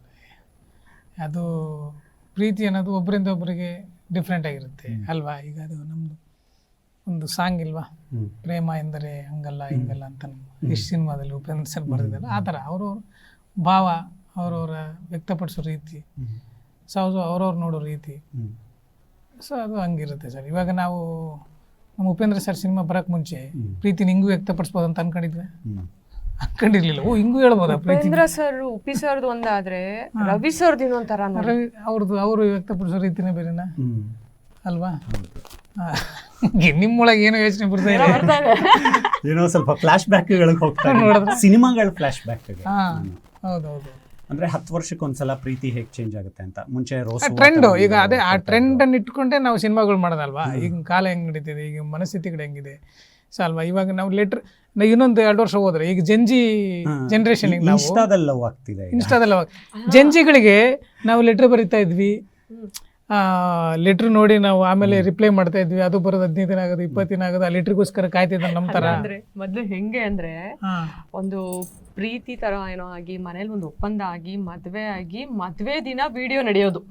ಆದ್ರೂ ಹೇಗೆ ಅಂದ್ರೆ ಒಂದು ಮುಜುಗರದಲ್ಲೇ ಹಿಂಗಿಡ್ಕೋ, ಮುಜುಗರದಲ್ಲೇ ಪಕ್ಕದ ನಿಂತ್ಕೋ. ಈಗ ರಿವರ್ಸ್ ಹೋಗ್ತಾ ಇದೆ ನೋಡಿ. ಫಸ್ಟೇ ವಿಡಿಯೋ ಆಗ್ಬಿಡುತ್ತೆ, ಆಮೇಲೆ ಮದ್ವೆ ಆದ್ಮೇಲೆ ಫ್ಯಾಮಿಲಿ ಕುತ್ಕೊಂಡು ಒಪ್ಪಂದ. ನೋಡಮ್ಮ ನೀನ್ ನನ್ನ ಹೆಂಡತಿಗೆ ಬೈಬಾರ್ದು ಅಂತ ಇವರು, ನೋಡಮ್ಮ ನೀನು ನನ್ನ ಗಂಡಗೆ ಬೈಬಾರ್ದು ಅನ್ನೋದಿದು. ಆ ಥರ ರಿವರ್ಸ್ ವರ್ಷನ್ ನಡೀತಾ ಇದೇನೋ ಈಗ. ಹೊಂದಾಣಿಕೆ ಸರ್ ಅಷ್ಟೇ. ಈಗ ನಮ್ಮ ಇವರು ಜಯಂತ್ ಕಾಕಿಣಿ ಸರ್ ಒಂದ್ ಕಡೆ ಹೇಳ್ತಾರಲ್ವಾ, ಈಗ ನೋಡಿ ಗಂಡ ಹೆಂಡತಿ ಅಂದ್ರೆ 7 ಮಾಡಿಸಿದ ಜೋಡಿಯಪ್ಪ ಅಂತಾರೆ. ಅವ್ರು ಹೇಳ್ತಾರೆ 7 ಮಾಡಿಸಿದ ಜೋಡಿ ಎಲ್ಲೂ ಸಿಗಲ್ವಂತೆ ಗಂಡ ಹೆಂಡತಿಯಲ್ಲಿ. 7 ಮಾಡಿಸಿದ ಜೋಡಿ ಸಿಗೋದು ಒಂದೇ ಕಡೆ, ಚಪ್ಪಲಿ ಮಾತ್ರ. ಗೊತ್ತಾಯ್ತಾ? ಯಾವುದೇ ಗಂಡ ಹೆಂಡತಿ ಆಗಲಿ ಹೊಂದಾಣಿಕೆ ಅಷ್ಟೇನೆ. ಅದು ಇರೋದ್ರಿಂದ ಅವ್ರು ನೋಡಿ ನಿಮ್ಮ ಈಚರದ ಅಂತಾರೆ, ಈಚದರ ಅಂತಾರೆ, 7 ಮಾಡಿಸಿದ ಜೋಡಿಯಪ್ಪ ಅಂತಾರೆ, 7 ಜೋಡಿ ಚೆನ್ನಾಗಿದೆಯಪ್ಪ ಅಂತಾರೆ. ಹಿಂಗಷ್ಟೇ ಅವ್ರು ಬದುಕೋ ರೀತಿ ಮೇಲೆ ಹೇಳ್ತಾರೆ ಅಷ್ಟೇ, ಜನಗಳು ನೋಡೋ ರೀತಿ ಅಷ್ಟೇ. ನೋಡಿ, ಸೋಷಿಯಲ್ ಮೀಡಿಯಾಗಳ ಬಗ್ಗೆ ಮಾತಾಡ್ತಾ ಇರ್ತೀವಿ. ನೀವು ರಿಯಾಲಿಟಿ ಶೋಗಳಿಂದ ನಿಮ್ಮ ಟ್ಯಾಲೆಂಟು ಎಮರ್ಜ್ ಆಗಿರುತ್ತೆ. ಈಗೆಲ್ಲ ನೋಡ್ತಾ ಇರ್ತೀವಿ ನಾವು, ರೀಲ್ಸ್ ಮಾಡ್ತಾರೆ, ಇನ್ನೊಂದೇನೋ ಒಂದು ಮಾಧ್ಯಮದಲ್ಲಿ ತಮ್ಮ ಟ್ಯಾಲೆಂಟ್ ತೋರ್ಸೋಕ್ಕೆ ಟ್ರೈ ಮಾಡ್ತಾರೆ. ನಾವು ದಾರಿ ತಪ್ತಾ ಇದ್ದೀವಿ ಅಂತಲೂ ಅನಿಸಿದ್ಯಾ ಯಾವತ್ತಾದರೂ ಈ ಇದರಲ್ಲಿ? ಅಂದರೆ ಫ್ರೆಶ್ ಟ್ಯಾಲೆಂಟ್ ಅನ್ನೋ ಅಂಥದ್ದನ್ನು ಡಿಸ್ಪ್ಲೇ ಮಾಡೋದಕ್ಕೆ ಸೋಲ್ತಾ ಇದ್ದೀವ ನಾವು ಅಂತ? ಕೆಲವು ಸಂದರ್ಭದಲ್ಲಿ ಹಂಗೆ ಅನ್ಸಿರೋದಿದೆ. ನಾವೇ ಒಂದು ಸ್ವಲ್ಪ ಚರ್ಚೆ ಮಾಡಿದ್ದೀವಿ. ಕೆಲವ್ರ ಬಗ್ಗೆ ನಾವು ದೂರಕ್ಕಾಗಲ್ಲ, ಅವ್ರಲ್ಲಿ ನಿಜವಾಗ್ಲೂ ಪ್ರತಿಭೆ ಇದ್ದು ಹೊರ ಹೊಮ್ಮಾಕಕ್ಕೆ ಒಂದು ವೇದಿಕೆ ಸಿಗದಲ್ಲೇ ಈ ರೀಲ್ಸ್ ಮುಖಾಂತರ ಅವರೇ ಒಂದು ವೇದಿಕೆನ ಕಲ್ಪಿಸ್ಕೊಂಡಿದ್ದಾರೆ. ಅದಕ್ಕೆ ನಾವು ಪ್ರೋತ್ಸಾಹ ಸರ್. ಅದು ಎಲ್ಲ ಕಡೆ ಯಾವಾಗಲೂ ಇದೆ ಸರ್, ಇವಾಗಂತಲ್ಲ, ಸೋಷಿಯಲ್ ಮೀಡಿಯಾದಂತಲ್ಲ, ಮೊದಲಿಂದನೂ ಇದೆ. ಈಗ ನಾವು ಮೊದಲು ಪುಸ್ತಕ ಬರೆಯುವಾಗ ಅಲ್ಲಿ ಪುಸ್ತಕಗಳು, ಒಳ್ಳೆ ಪುಸ್ತಕಗಳು, ಕೆಟ್ಟ ಪುಸ್ತಕಗಳಿದ್ವಾ, ಅದನ್ನು ಓದೋರ ರೀತಿ ಮೇಲೆ ಪಬ್ಲಿಸಿಟಿ ಮೇಲೆ ನಿಲ್ತಿತ್ತು. ಇವಾಗಲೂ ಕೂಡ ಅದೇ ರೀತಿ ಸೋಷಿಯಲ್ ಮೀಡಿಯಾ ನೋಡೋ ರೀತಿ ಮೇಲೆ ಹೋಗುತ್ತೆ ಅಷ್ಟೇ. ಸೊ ಅಲ್ಲಿ ಒಳ್ಳೇದು ಇದೆ, ಕೆಟ್ಟದ್ದು. ಎಷ್ಟು ವಿಚಾರಗಳು ನಾವು ಸೋಷಿಯಲ್ ಮೀಡಿಯಾದಲ್ಲಿ ಇವತ್ತು ಅಂಗೈಯಲ್ಲಿ ನಮಗೆ ಜ್ಞಾನ ಇದೆ ಆ್ಯಕ್ಚುಲಿ, ಹಂಗೆ ಹೇಳಬೇಕು ಅಂದರೆ ಅಲ್ವಾ. ನಮ್ಗೆ ಏನೇ ಬೇಕು ಅಂದರೂ ಕೂಡ ಮೊದಲು ನಾವು ಯಾವುದಾದ್ರೂ ಒಂದು ವಿಷಯದ ಬಗ್ಗೆ ಚರ್ಚೆ ಮಾಡಬೇಕು, ತಿಳ್ಕೊಬೇಕು ಅಂತಂದರೆ ಅದಕ್ಕೆ ಸಂಬಂಧಪಟ್ಟ ಪುಸ್ತಕಗಳನ್ನ ಲೈಬ್ರರಿಲಿ ಹೋಗಿ ಹುಡುಕ್ಬೇಕಿತ್ತು, ಅದನ್ನು ಓದಬೇಕಿತ್ತು, ಅಧ್ಯಯನ ಮಾಡಬೇಕಿತ್ತು. ಆಮೇಲೆ ಯಾವ ಪೇಜಲ್ಲಿ ಏನು ಅಂತ ಇದೆಲ್ಲ ಹುಡುಕ್ಬೇಕಿತ್ತ. ಈಗ ಅಂಗೈಯಲ್ಲೇ ಸಿಗ್ತದೆ ನಮಗೆ. ಭಗವದ್ಗೀತೆ ಅಂತ ಹೊಡೆದ್ರೆ ಅಂಗೈಯಲ್ಲಿ ಬರ್ತದೆ, ಇನ್ನೊಂದು ಹೊಡೆದ್ರೆ ಅಂಗೈಯಲ್ಲಿ ಬರ್ತದೆ. ಜ್ಞಾನ ಅಂಗೈಯಲ್ಲೇ ಇದೆ, ಆದರೆ ಅದನ್ನು ಬಳಕೆ ಮಾಡ್ಕೊಳ್ಳೋ ರೀತಿ ಅದು ಅವ್ರವ್ರ ರೀತಿ ಮೇಲೆ ಬಿಟ್ಟಿರ್ತೀವಿ. ಇವಾಗ ಚಾಕು ಇದ್ದಂಗೆ, ಚಾಕು ನೀವು ಹಣ್ಣು ಕಟ್ಟಕ್ಕಾದ್ರೂ ಯೂಸ್ ಮಾಡ್ಬೋದು, ಚುಚ್ಚಾಕಾದ್ರೂ ಯೂಸ್ ಮಾಡ್ಬೋದಲ್ಲ. ಸೊ ಹಂಗೆ ಬಟ್ ಎಲ್ಲೋ ಒಂದ್ ಕಡೆ ಕೆಲವು ಕಡೆ ಪರಿಣಾಮ ಬೀಳ್ತಾ ಇದೆ.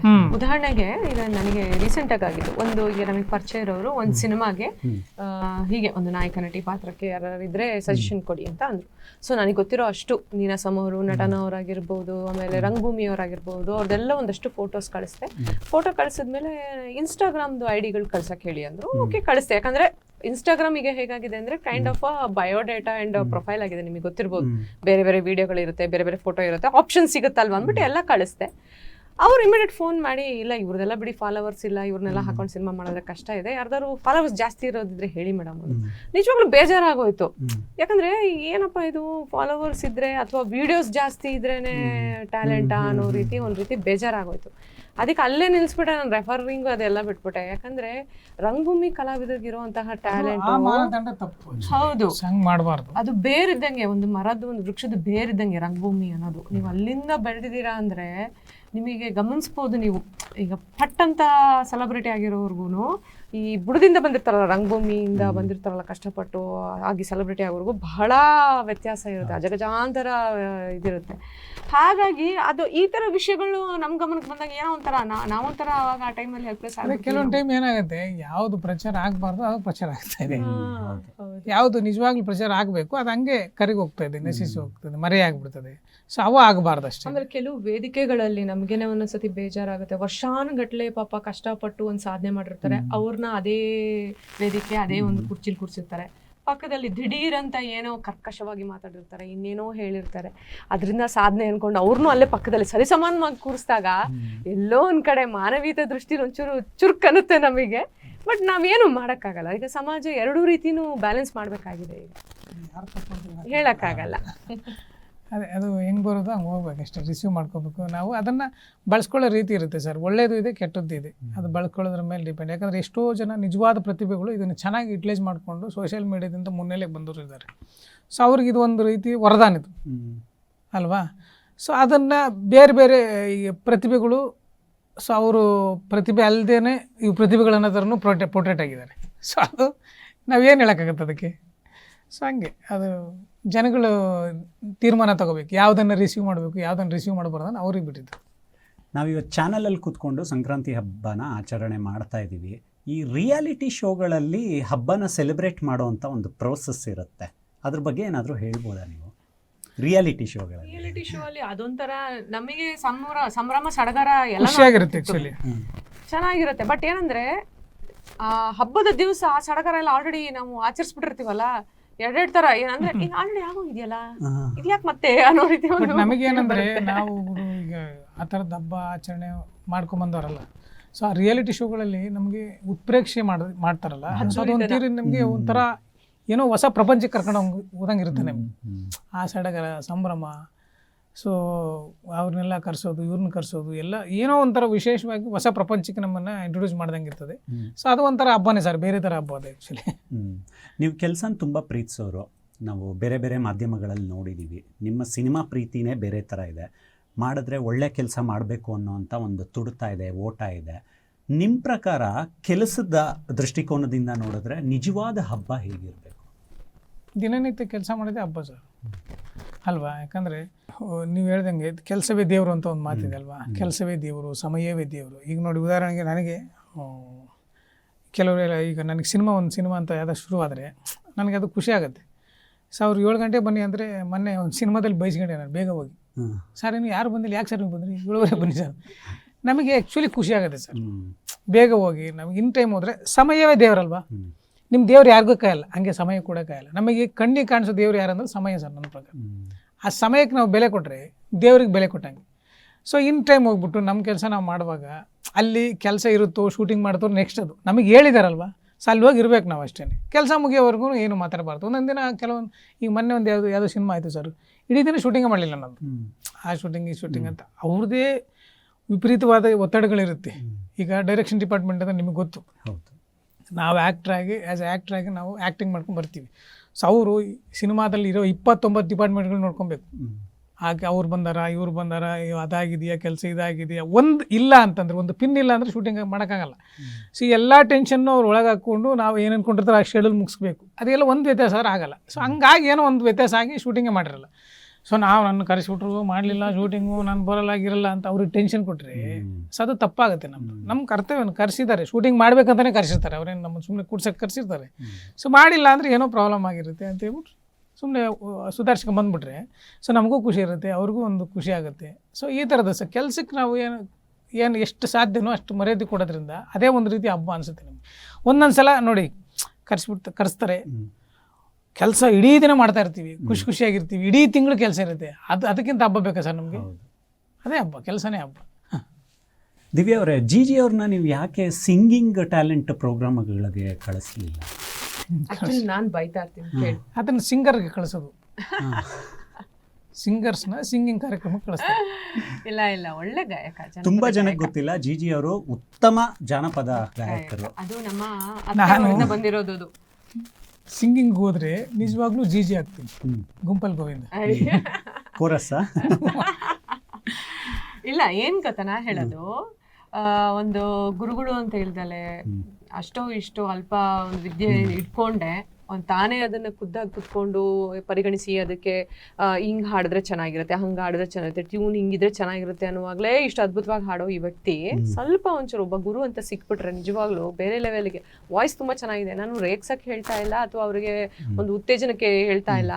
ನಾನು ಯಾವಾಗ್ಲೂ ಹೇಳ್ತೀನಿ, ಕೈಲಾಶ್ ಕೇರ್ ಸರ್ ಇದಾರ, ಅವ್ರ ವಾಯ್ಸ್ ತರ ಇದೆ ನಿಮ್ದು ವಾಯ್ಸ್ ಅಂತೀನಿ. ಅಂದ್ರೆ ಇಲ್ಲ ಹಾಗಲ್ಲ ಅನ್ಸುತ್ತೆ ನನಗೆ, ಬೇಕಾದ್ರೆ ನೀವೇ ಒಂದ್ಸತಿ ಹಾಡ್ಸಿ, ಬಹಳ ಚೆನ್ನಾಗಿ ಹಾಡ್ತಾರೆ. ಆಕ್ಚುಲಿ ನಮ್ ಗುರು ಅನ್ನೋದು ಏನಂದ್ರೆ ಸರ್, ಅದು ನಾವು ನಮ್ಮ ತಾಯಿಯಿಂದ ಬಂದಿದೆ. ನಮ್ಮ ತಾಯಿ ಜನಪದ ಹಾಡುಗಳನ್ನ ಹಾಡ್ತಾ ಇದ್ರು ಸುಮಾರು. ಅವ್ರು ಜನಪದ ಕಥೆಗಳನ್ನ ಹೇಳ್ತಾ ಇದ್ರು, ಜನಪದ ಹಾಡುಗಳನ್ನ ಹೇಳ್ತಾ ಇದ್ರು. ಸೊ ಅವರಿಂದ ನನಗೆ ಇಷ್ಟು ಭಜನೆ ಹಾಡಿಗೆ ಹೋಗ್ತಾ ಇದ್ದೆ ನಾನು. ಊರಲ್ಲಿ ಭಜನೆ ಮಾಡ್ತಾರಲ್ಲ, ಇವಾಗ್ಲೂ ಕೂಡ ಭಜನೆ ಆಡೋರು ಸುಮಾರು ಜನ ಇದ್ದಾರೆ. ಅಲ್ಲಿ ಆಕ್ಚುಲಿ ನಮ್ಮ ಸುಮಾರು ನಮ್ಮೂರಲ್ಲಿ ನಾರಪ್ಪ ಅನ್ನೋರೇ ಜಾಸ್ತಿ. ಆರ್ ನರಪ್ಪ ಈ ನರಪ್ಪ ಅಂತ ಎಲ್ಲ ಕರಿತಾ ಇರ್ತೀವಿ. ಇನ್ನೊಬ್ರು ನಮ್ಮ ರಿಲೇಟಿವ್ ಒಬ್ರು ನಾರಪ್ಪ ಅಂತಿದ್ರು. ಅವ್ರಿಗೆ ಆ್ಯಕ್ಚುಲಿ ಕಣ್ಣಿಲ್ಲ ಸರ್, ಹುಟ್ಟುತ್ತಾ ಕಣ್ಣಿಲ್ಲ ಅವರು. ಅವರು ಹಾರ್ಮೋನಿಯಂ ಕಲ್ತಿದ್ರು, ಅವರು ಇದನ್ನು ಬಾರಿಸೋರು. ಸೊ ಅವ್ರು ನಮ್ಮ ರಿಲೇಟಿವ್, ದೂರದ ರಿಲೇಟಿವ್. ಅವರು ನನಗೆ ಆ್ಯಕ್ಚುಲಿ ಏನು ಮಾಡೋರು ಅಂದರೆ, ಈ ಜೈಂಕಾರ ಅಂತ ಒಂದು ಕಾರ್ಯಕ್ರಮ ಬರೋದು ಗೊತ್ತಾ, ಪ್ರತಿ ಗುರುವಾರ ಬರೋದು ರೇಡಿಯೋ ಕಾರ್ಯಕ್ರಮ ಬರೋದು. ಸೊ ಅಲ್ಲಿ ಏನಂತಂದರೆ ಫಸ್ಟ್ ಸಾಹಿತ್ಯವನ್ನು ಹೇಳೋರು, ಸಾಹಿತ್ಯವನ್ನು ಬರ್ಸೋರು, ಮಕ್ಕಳಿಗೆ ಸಾಹಿತ್ಯವನ್ನು ಬರ್ಸೋರು. ನನ್ನ ಕರೆದು ಕೂಡ್ಸ್ಕೊಂಬಿಟ್ಟು ಅವ್ರು ಹೆಂಗೆ ಹೇಳ್ತಾರೆ ಬರ್ಸೋದು, ನನಗೆ ಬರ್ಸೋಣ. ಅವರು ಗವಾಯ್ ಅಂತ ಕರಿತಿದ್ದು, ಅವರು ಸಂಗೀತ ಕಲಿತು ಬಂದಿದ್ರು. ಸೊ ಬರ್ಸ್ಬಿಟ್ಟು ಅದನ್ನು ಆಡಿಸೋರು. ಆಡಿಸಿದ್ಮೇಲೆ ನನಗೆ ಇಡೀ ದಿನ ಆಡಿಸೋರು. ನಾನು ಇಲ್ಲಿ ಸ್ವರ ತಪ್ಪಿದ್ರೆ ಅಲ್ಲಿ ತಪ್ಪಾಡ್ತಾ ಇದೆಯಾ, ಇಲ್ಲಿ ತಪ್ಪಾಡ್ತಾ ಇದೆಯಾ, ಆಡು ಅಂತ ಆಡಿಸೋರು. ಆ ಥರ ಪ್ರತಿ ವಾರ ಮಾಡ್ಸೋರು ಸರ್. ಅದು ನನಗೆ 2 ಹಾಡು ಇವಾಗಲೂ ಕೂಡ ಮರೆಯೋಕ್ಕೆ ಸಾಧ್ಯನೇ ಇಲ್ಲ. 3 ಸಾಂಗು ಇವಾಗಲೂ ಕೂಡ ಬಾರಿಸಿ. ಒಂದು ಚೆಲುವಿನ ನಾಡಿದು ಕನ್ನಡವು, ಗೆಲುವಿನ ಬೀಡಿದು ಕನ್ನಡವು ಅಂತ ಇದೊಂದು ಸಾಂಗು. ಆಮೇಲೆ ಹಸಿರು ಹಾಡು ಹಾಡುವ ನೆಲವ ಹಸಿರು ಮಾಡುವ ಅಂತ ಇದೊಂದು ಸಾಂಗು. ಆಮೇಲೆ ಆಟದ ಬಯಲಿಗೆ ಓಡಿ ಈ ಸಾಂಗ್ ಕನಸಲ್ಲಿ ಕೇಳಿದ್ರು ಹೇಳ್ತೀನಿ ನಾನು. ಯಾಕಂದರೆ ಆ ಒಂದು ಏಜಲ್ಲಿ ನನಗೆ ಅವರು ಕೂಡಿಸ್ಕೊಂಡು ಮಾಡಿಸ್ತಾಯಿದ್ರು ನಾರಪ್ಪ ಅಂತ. ಇವಾಗಲೂ ಇದ್ದಾರೆ ಅವರು. ಸೊ ಆ ಥರದ್ದು ಕೆಲವು ನನಗೆ ವ್ಯಕ್ತಿತ್ವಗಳು ಸಿಕ್ಕು ನನಗೆ. ಸೊ ಅದು ಏನಾಯಿತು, ನನಗೆ ಆಡೋದಕ್ಕೆ ಉತ್ತೇಜನ ಕೊಡ್ತು. ಆಮೇಲೆ ಅದಾದಮೇಲೆ ನನಗೆ ರಂಗಭೂಮಿಗೆ ಬಂದ್ವಲ್ಲ, ರಂಗಭೂಮಿಯಲ್ಲಿ ಕೆಲವು ನಾಟಕಗಳಿಗೆ ನಾನೇ ಹಾಡ್ತಾಯಿದ್ದೆ, ಹಿನ್ನೆಲೆ ಗಾಯನ ಆಡ್ತಾಯಿದ್ದೆ. ಸೊ ಯಾಕಂದರೆ ಒಂದು ನಾಟಕ ಗೆಲ್ಲದೆ ಸಂಗೀತದಿಂದ, ಹಿನ್ನೆಲೆ ಗಾಯನದಿಂದ. ಇಲ್ಲಿ ಕೆಲವು ಐತಿಹಾಸಿಕ ನಾಟಕಗಳನ್ನು ಮಾಡಿದೆ ಸರ್. ಬಸವಣ್ಣವ್ರ ನಾಟಕ ಮಾಡಿಸಿದ್ವಿ, ಸುರಪುರದ ವೆಂಕಟಪ್ಪ ನಾಯಕ ಅಂತ ಒಂದು ನಾಟಕ ಮಾಡಿಸಿದ್ವಿ, ಸೊನ್ನಲಿಗೆ ಸಿದ್ದರಾಮ ಅಂತ ಒಂದು ನಾಟಕ ಮಾಡಿಸಿದ್ವಿ. ಅಲ್ಲಿ ಮಾಡುವಾಗ ಆ ವಚನಗಳಿತ್ತು, ವಚನಗಳಿಂದನೇ ನಾಟಕ ಗೆಲ್ಲಬೇಕಾಗಿದ್ದರಿಂದ ನಾನೇ ಹಿಂದೆ ಕೂತ್ಕೊಂಡು ಆಡ್ತಾಯಿದ್ದೆ. ಅಲ್ಲೂ ಕೂಡ ಆ ಸಾಂಗಿಂದ ತುಂಬ ನಾಟಕಗಳು ಸಕ್ಸಸ್ ಆಯಿತು. ಸೊ ಅದು ಏನಾಯಿತು, ಆಡೋದನ್ನು ಅಭ್ಯಾಸ ಮಾಡ್ಕೊಂಡು ಹಂಗೆ ಆಡ್ತಿರ್ತೀವಿ ಸರ್. ಬಟ್ ನಾವೇನಂತಂದರೆ ನಮಗೆ ಬೇಕಾದ ರೀತಿಯಲ್ಲಿ ಆಡ್ತೀವಿ. ನಾನು ಸಂಗೀತ ಕಲ್ತವನಲ್ಲ, ಬೇರೆಯವ್ರು ಸಂಗೀತ ಕಲ್ತವ್ರ ಮುಂದೆ ಕೂತ್ಬಿಟ್ರೆ ನಮಗೆ ಆಡೋಕ್ಕಾಗಲ್ಲ ಅದು. ಯಾಕಂದರೆ ಅದೇ ಜನಪದ ಗೀತೆ ಎಲ್ಲೆಲ್ಲಿ ಏನೇನು ಬೇಕು ಅಷ್ಟು ಮಾತ್ರ ಆಡ್ತೀವಿ ಸರ್. ಇವು ಹೇಳಿದಂಗೆ ನನಗೆ ಆ ವಾಯ್ಸು ಈ ವಾಯ್ಸು ಏನಿಲ್ಲ, ವಾಯ್ಸ್ ಚೆನ್ನಾಗಿದೆ ಅವ್ರದ್ದು. ದಿವ್ಯಾ ಅವ್ರಿಗೋಸ್ಕರ ಒಂದು ಲವ್ ಬಾಲ್ ಹಾಕಿ ಈಗ ಒಂದೇ ಒಂದು ಹಾಡು ಯಾವ್ದು ಹೇಳ, ನಿನಗೋಸ್ಕರ ಅಂತಂದ್ರೆ ನೀನು ಇಷ್ಟಪಡೋದು ಹೇಳ್ತೀನಿ ಹೇಳಿ. ಅದು ನಮ್ಮ ಒಬ್ರು ಮಾಸ್ಟರ್ ಇದ್ದಾರೆ ಆ್ಯಕ್ಚುಲಿ ಅಡಿಗೆಯಲ್ಲಿ, ಅವರೊಂದು ಸಾಂಗ್ ಬರ್ತಿದ್ರು. ಅವ್ರ ಸಾಂಗನ್ನೇ ನಾವು ಇವಾಗ ಒಂದು ಚೂರು ಮಾಡ್ಲೇಷನ್ ಮಾಡಿ ಬೇರೆ ಲಿರಿಕ್ಸಾಗಿ ಒಂದು ಸಿನಿಮಾಗೆ ಮಾಡಿದ್ದೀವಿ. ಬಟ್ ಅವ್ರ ಸಾಹಿತ್ಯ ಒರಿಜಿನಲಾಗಿ ತುಂಬ ಚೆನ್ನಾಗಿದೆ. ಸೊ ಅದನ್ನು ಆಡ್ತೀವಿ ಸುಮ್ಮನೆ, ನಮ್ಮ ಅವ್ರು ಆಡೋರು ಹೆಂಡ್ತಿಗೆ ಆಡೋದು ಅದು, ಹಂಗಾಗಿ ಆಡ್ತೀನಿ. ನಮ್ಮಾಕಿ ಈಕಿ ನಮ್ಮಾಕಿ ಈಕಿ ನಮ್ಮಾಕಿ ಮಗುವಾಂಗ ನನ್ನ ಜ್ವಾಕಿ ಮಾಡಾಕಿ ನಮ್ಮಾಕಿ ಈಕಿ ನಮ್ಮಾಕಿ ಮುಂಜಾನೆದ್ದು ಚಹಾ ಕಾಸಾಕಿ ನಲ್ಲಿ ನೀರು ಬಂದಿಲ್ಲೆನುವಾಕಿ ಮುಂಜಾನೆದ್ದು ಚಹಾ ಕಾಸಾಕಿ ನಲ್ಲಿ ನೀರು ಬಂದಿಲ್ಲೆನುವಾಕಿ ಪ್ರೀತಿಲೆ ಮಾತಾಡಿ ಕೈಯಾಗ ಕೊಡ ಕೊಟ್ಟು ಪ್ರೀತಿಲೆ ಮಾತಾಡಿ ಕೈಯಾಗ ಕೊಡ ಕೊಟ್ಟು ಬಾವಿಯ ನೀರ ತರಸಾಕಿ ನಮ್ಮಾಕಿ ಈಕಿ ನಮ್ಮಾಕಿ ನಮ್ಮಾಕಿ ಈಕಿ ನಮ್ಮಾಕಿ ಹತ್ತಿ ಬಿಡಿಸಕಂತ ಬರುವಾಕಿ ಬುತ್ತಿನು ಜೊತೆಯಲ್ಲೇ ತರುವಾಕಿ ಹೊತ್ತಾಗುತ್ತೈತಂತ ಉಣ್ಣಾಕ ಕರೆದು ಹತ್ತಿ ರೊಕ್ಕದಾಗ ನತ್ತ ಮಾಡಿಸಿರೆಂದು ಅತ್ತತ್ತು ನನ್ನ ಕೇಳಾಕಿ ನಮ್ಮಾಕಿ ಈಕಿ ನಮ್ಮಕಿ ಮಗುವಾಂಗ ನನ್ನ ಜ್ವಾಕಿ ಮಾಡಕಿ ನಮ್ಮಕಿ ಈಕಿ ನಮ್ಮಕಿ. ನೋಡಿ ಪ್ರಿಪ್ರೇಷನ್ ಇಲ್ಲಲ್ಲ ಇಷ್ಟು ಚೆನ್ನಾಗಿ ಹಾಡ್ತಾರೆ ಅಂದಮೇಲೆ. ತುಂಬ ಸೊಗಸಾಗಿ ಹಾಡಿದ್ರಿ. ಯಾರು ಯಾರಿಗೂ ಕೈ ಕೊಡಬಾರ್ದು, ಕೈ ಹಿಡಿಬೇಕು. ಎಕ್ಸಾಕ್ಟ್ಲಿ ಅದೇ ಈ ಸಾರಾಂಶ. ಸಂಕ್ರಾಂತಿ ಹಬ್ಬದಲ್ಲಿ ತುಂಬ ವಿಚಾರಗಳನ್ನು ಹಂಚ್ಕೊಂಡ್ರಿ. ನಾನು ಏನೋ ಮಾತಾಡೋವಾಗ ನೀವು ಯೋಚನೆ ಮಾಡೋಕ್ಕೆ ಶುರು ಮಾಡಿದ್ರಿ. ಅಂದರೆ ಈ ಸಂದರ್ಶನಕ್ಕೂ ಮುಂಚೆ ಯಾವ್ಯಾವ ಪ್ರಾಜೆಕ್ಟ್ ಮಾಡ್ತಾ ಇದ್ದೀವಿ, ನಾವು ಯಾವುದು ಕಂಪ್ಲೀಟ್ ಮಾಡಿದ್ದೀವಿ, ಈ ಸಡಗರ ಬೇಕು ನಮಗೆ. ಅಂದರೆ ನೀವು ಕೆಲಸನೇ ದೇವರು, ಕಾಯಕವೇ ಕೈಲಾಸ ಅಂದ್ಬಿಟ್ರಿ. ಕನ್ನಡಿಗರು ಇಷ್ಟು ದಿನಗಳ ಕಾಲ ಪ್ರೀತಿ ಕೊಟ್ಟಿದ್ದಾರೆ, ನಿಮ್ಮನ್ನು ಪ್ರೋತ್ಸಾಹ ಕೊಟ್ಟಿದ್ದಾರೆ. ಅದಕ್ಕೆ ಬೆಲೆ ಕಟ್ಟೋದಕ್ಕಾಗೋದಿಲ್ಲ. ನಿಮ್ಮ ಮುಂದಿನ ಪ್ರಾಜೆಕ್ಟ್ಗಳ ಬಗ್ಗೆ, ಕನಸುಗಳ ಬಗ್ಗೆ, ಹಬ್ಬದ ವಾತಾವರಣದಲ್ಲಿ ಏನಾದರೂ ಕನ್ನಡಿಗರ ಪ್ರೇಕ್ಷಕರಿಗೆ ಹೇಳೋದಿದ್ದರೆ ಹೇಳ್ಬೋದು ನೀವು. ಅದೇ ಇವಾಗ ಪ್ರಾಜೆಕ್ಟ್ ಮಾಡಿದ್ದು ಇವರು ಕೂಡ ಈಗ ನೀವು ಮಾರ್ಕಲ್ಲಿ ಮಾಡಿದ್ರು ಸರ್ ರೀಸೆಂಟಾಗಿ. ಅಂದ್ರೆ ಮಗು ಆದ್ಮೇಲೆ ಸ್ವಲ್ಪ ಕಷ್ಟ ಆಯ್ತು ನನಗೆ ಮತ್ತೆ ತೆರೆ ಮೇಲೆ ಕಾಣಿಸ್ಕೊಳ್ಳೋದು.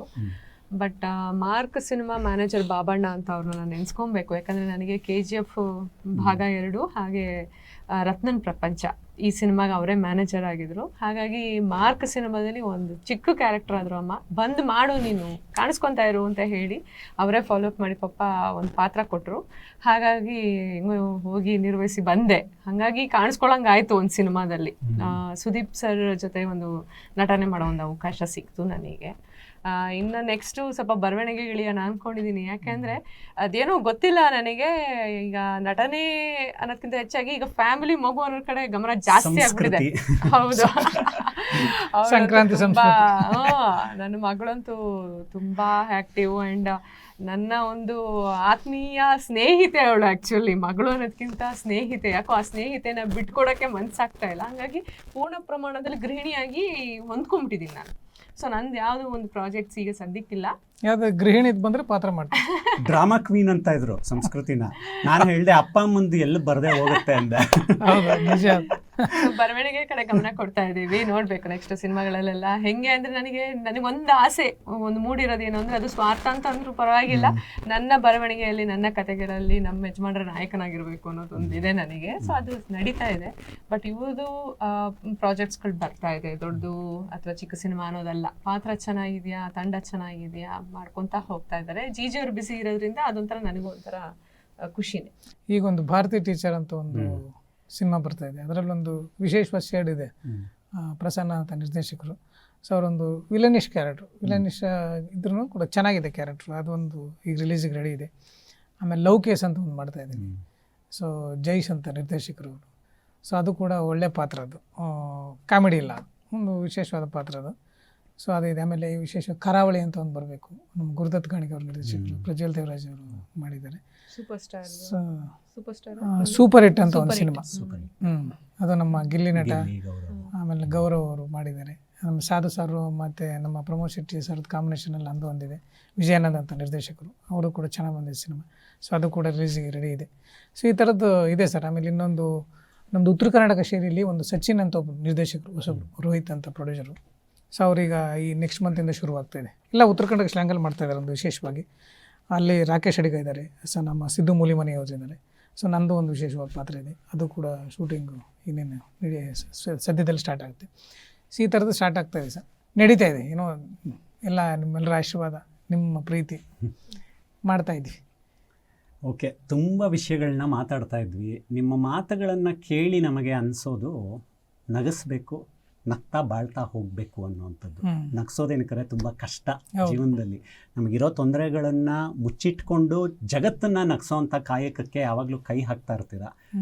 ಇಷ್ಟು ಬ್ಯುಸಿ ಶೆಡ್ಯೂಲಲ್ಲೂ ಬಂದಿದ್ದೀರಾ. 3 ವರ್ಷ ಆದಮೇಲೆ ಜೊತೆಗೆ ಕೂತ್ಕೊಂಡು ಮಾತಾಡ್ತಾ ಇದ್ದೀರಾ. ಅದೊಂದು ಖುಷಿ ಇದೆ. ನಿಮ್ಮ ಮುಂದಿನ ಹೆಜ್ಜೆಗಳಿಗೆ 3 ವರ್ಷ ಆದ್ಮೇಲೆ ಜೊತೆ ಕೂತಿರೋದು ನಿಮಗೆ ಕಾಣಿಸ್ತಿರೋದು, ಜನ ಜೊತೆ ಇರ್ತೀವಿ ನೋಡಿ. ಕೊನೆಯದಾಗೂ ಒಂದು ಅಲ್ಲ ಹಂಗೆ ಹೇಳ್ಬಿಟ್ಟು ಆಮೇಲೆ 3 ವರ್ಷ ಜೊತೆಗಿರ್ಲಿಲ್ವ ಅಂತ ಕೇಳಕ್ಕೆ ಶುರು ಮಾಡ್ತಾರೆ. ನೀವು ನೋಡಿದ ಮೇಲೆ ಯಾವ್ದಾರ ಯಾರ ದಾರ ನೀವು 3 ವರ್ಷ ಜೊತೆಗಿರ್ಲಿಲ್ಲ ಅಂತ. ಹೌದಾ? ಅಪಾರ್ಥ ಬೇಡ ಅಷ್ಟೇ. ಅದಾಗದಿದ್ರು ಸಾಕು. Thank you so much for your time. Once again happy Sankranti. ನಿಮಗೂ ಕೂಡ ಸಂಕ್ರಾಂತಿ ಶುಭಾಶಯಗಳು. ನಿಮ್ಮ ಲೈಫಲ್ಲಿ ಸಂಕ್ರಾಂತಿ ಶುರುವಾಗಲಿ ಸರ್. ಯಾಕಂದರೆ ನೀವು ಒಳ್ಳೆ ನಟರಿದ್ದೀರಿ. ಒಳ್ಳೆ ನಾವು ನೋಡಿದ್ದೀವಿ ನಿಮ್ಮ ಕೆಲವು ಸಿನಿಮಾಗಳಲ್ಲಿ ಮಾಡಿದ್ದೀರಾ ನೀವು. ನಿಮಗೂ ಕೂಡ ಇನ್ಮೇಲೆ ಸಿನಿಮಾದಲ್ಲಿ ಬ್ಯುಸಿಯಾಗಿ ನೀವು ಸಿನಿಮಾದಲ್ಲಿ ನಿರಂತರವಾಗಿ ಕೆಲಸ ಸಿಗಲಿ, ಆಮೇಲೆ ನಿಮ್ಮ ಅಭಿನಯ, ನಿಮ್ಮ ದೇಹ ಆಕೃತಿ, ನಿಮಗೂ ಕೂಡ ಒಳ್ಳೆಯ ನಟನೆ ಮಾಡುವಂಥ ಸಾಮರ್ಥ್ಯ ಇದೆ. ನಿರ್ದೇಶಕರು ನಿಮ್ಮನ್ನು ಗುರುತಿಸಿ ಒಳ್ಳೊಳ್ಳೆ ಪಾತ್ರ ಕೊಡಲಿ ಸರ್. ಸೊ ಒಳ್ಳೆ ನಟರಾಗಿ ಈ ಸಂಕ್ರಾಂತಿಯಿಂದ ಸಿನಿಮಾ ರಂಗದಲ್ಲಿ ಬ್ಯುಸಿ ಆಗ್ಬಿಡಿ ಸರ್. ಧನ್ಯವಾದ. ಹಾಗೆ ಮುಖ್ಯವಾಗಿ ನಮ್ಮ ಈ ಒಂದು ಹೊಸ ಚಾನಲ್ ಅಂದ್ರೆ ಕರ್ನಾಟಕ ನ್ಯೂಸ್ ಬೀಟ್ ಚಾನಲ್ಗೆ ನಾವು ಶುಭಾಶಯಗಳು ತಿಳಿಸ್ತೀವಿ. ಯಾಕೆ ಅಂತ ಹೇಳಿದ್ರೆ ಇದೊಂದು ಒಳ್ಳೆ ಪ್ರಯತ್ನ. ಅಂದ್ರೆ ಕೇವಲ ವಾರ್ತೆ ಒಂದು ನೀಡೋದಲ್ಲದೆ ಈ ತರ ಒಂದು ಎಂಟರ್ಟೈನ್ಮೆಂಟ್ ಆಗಿರ್ಬೋದು, ನಮ್ಮಂತ ಕಲಾವಿದರನ್ನ ಕರೆಸಿ ಮಾತಾಡೋದಿರ್ಬೋದು. ಸೊ ಈ ಎಲ್ಲ ಒಂದು ಅವಕಾಶಕ್ಕೆ ಒಂದು ನಾವು ಋಣಿಯಾಗಿರ್ತೀವಿ. ಯಾಕಂದ್ರೆ ಎಲ್ಲೂ ಹೋದ್ರೂ ಮಾಧ್ಯಮದವ್ರನ್ನ ನಾವು ಮರೆಯೋದೇ ಇಲ್ಲ.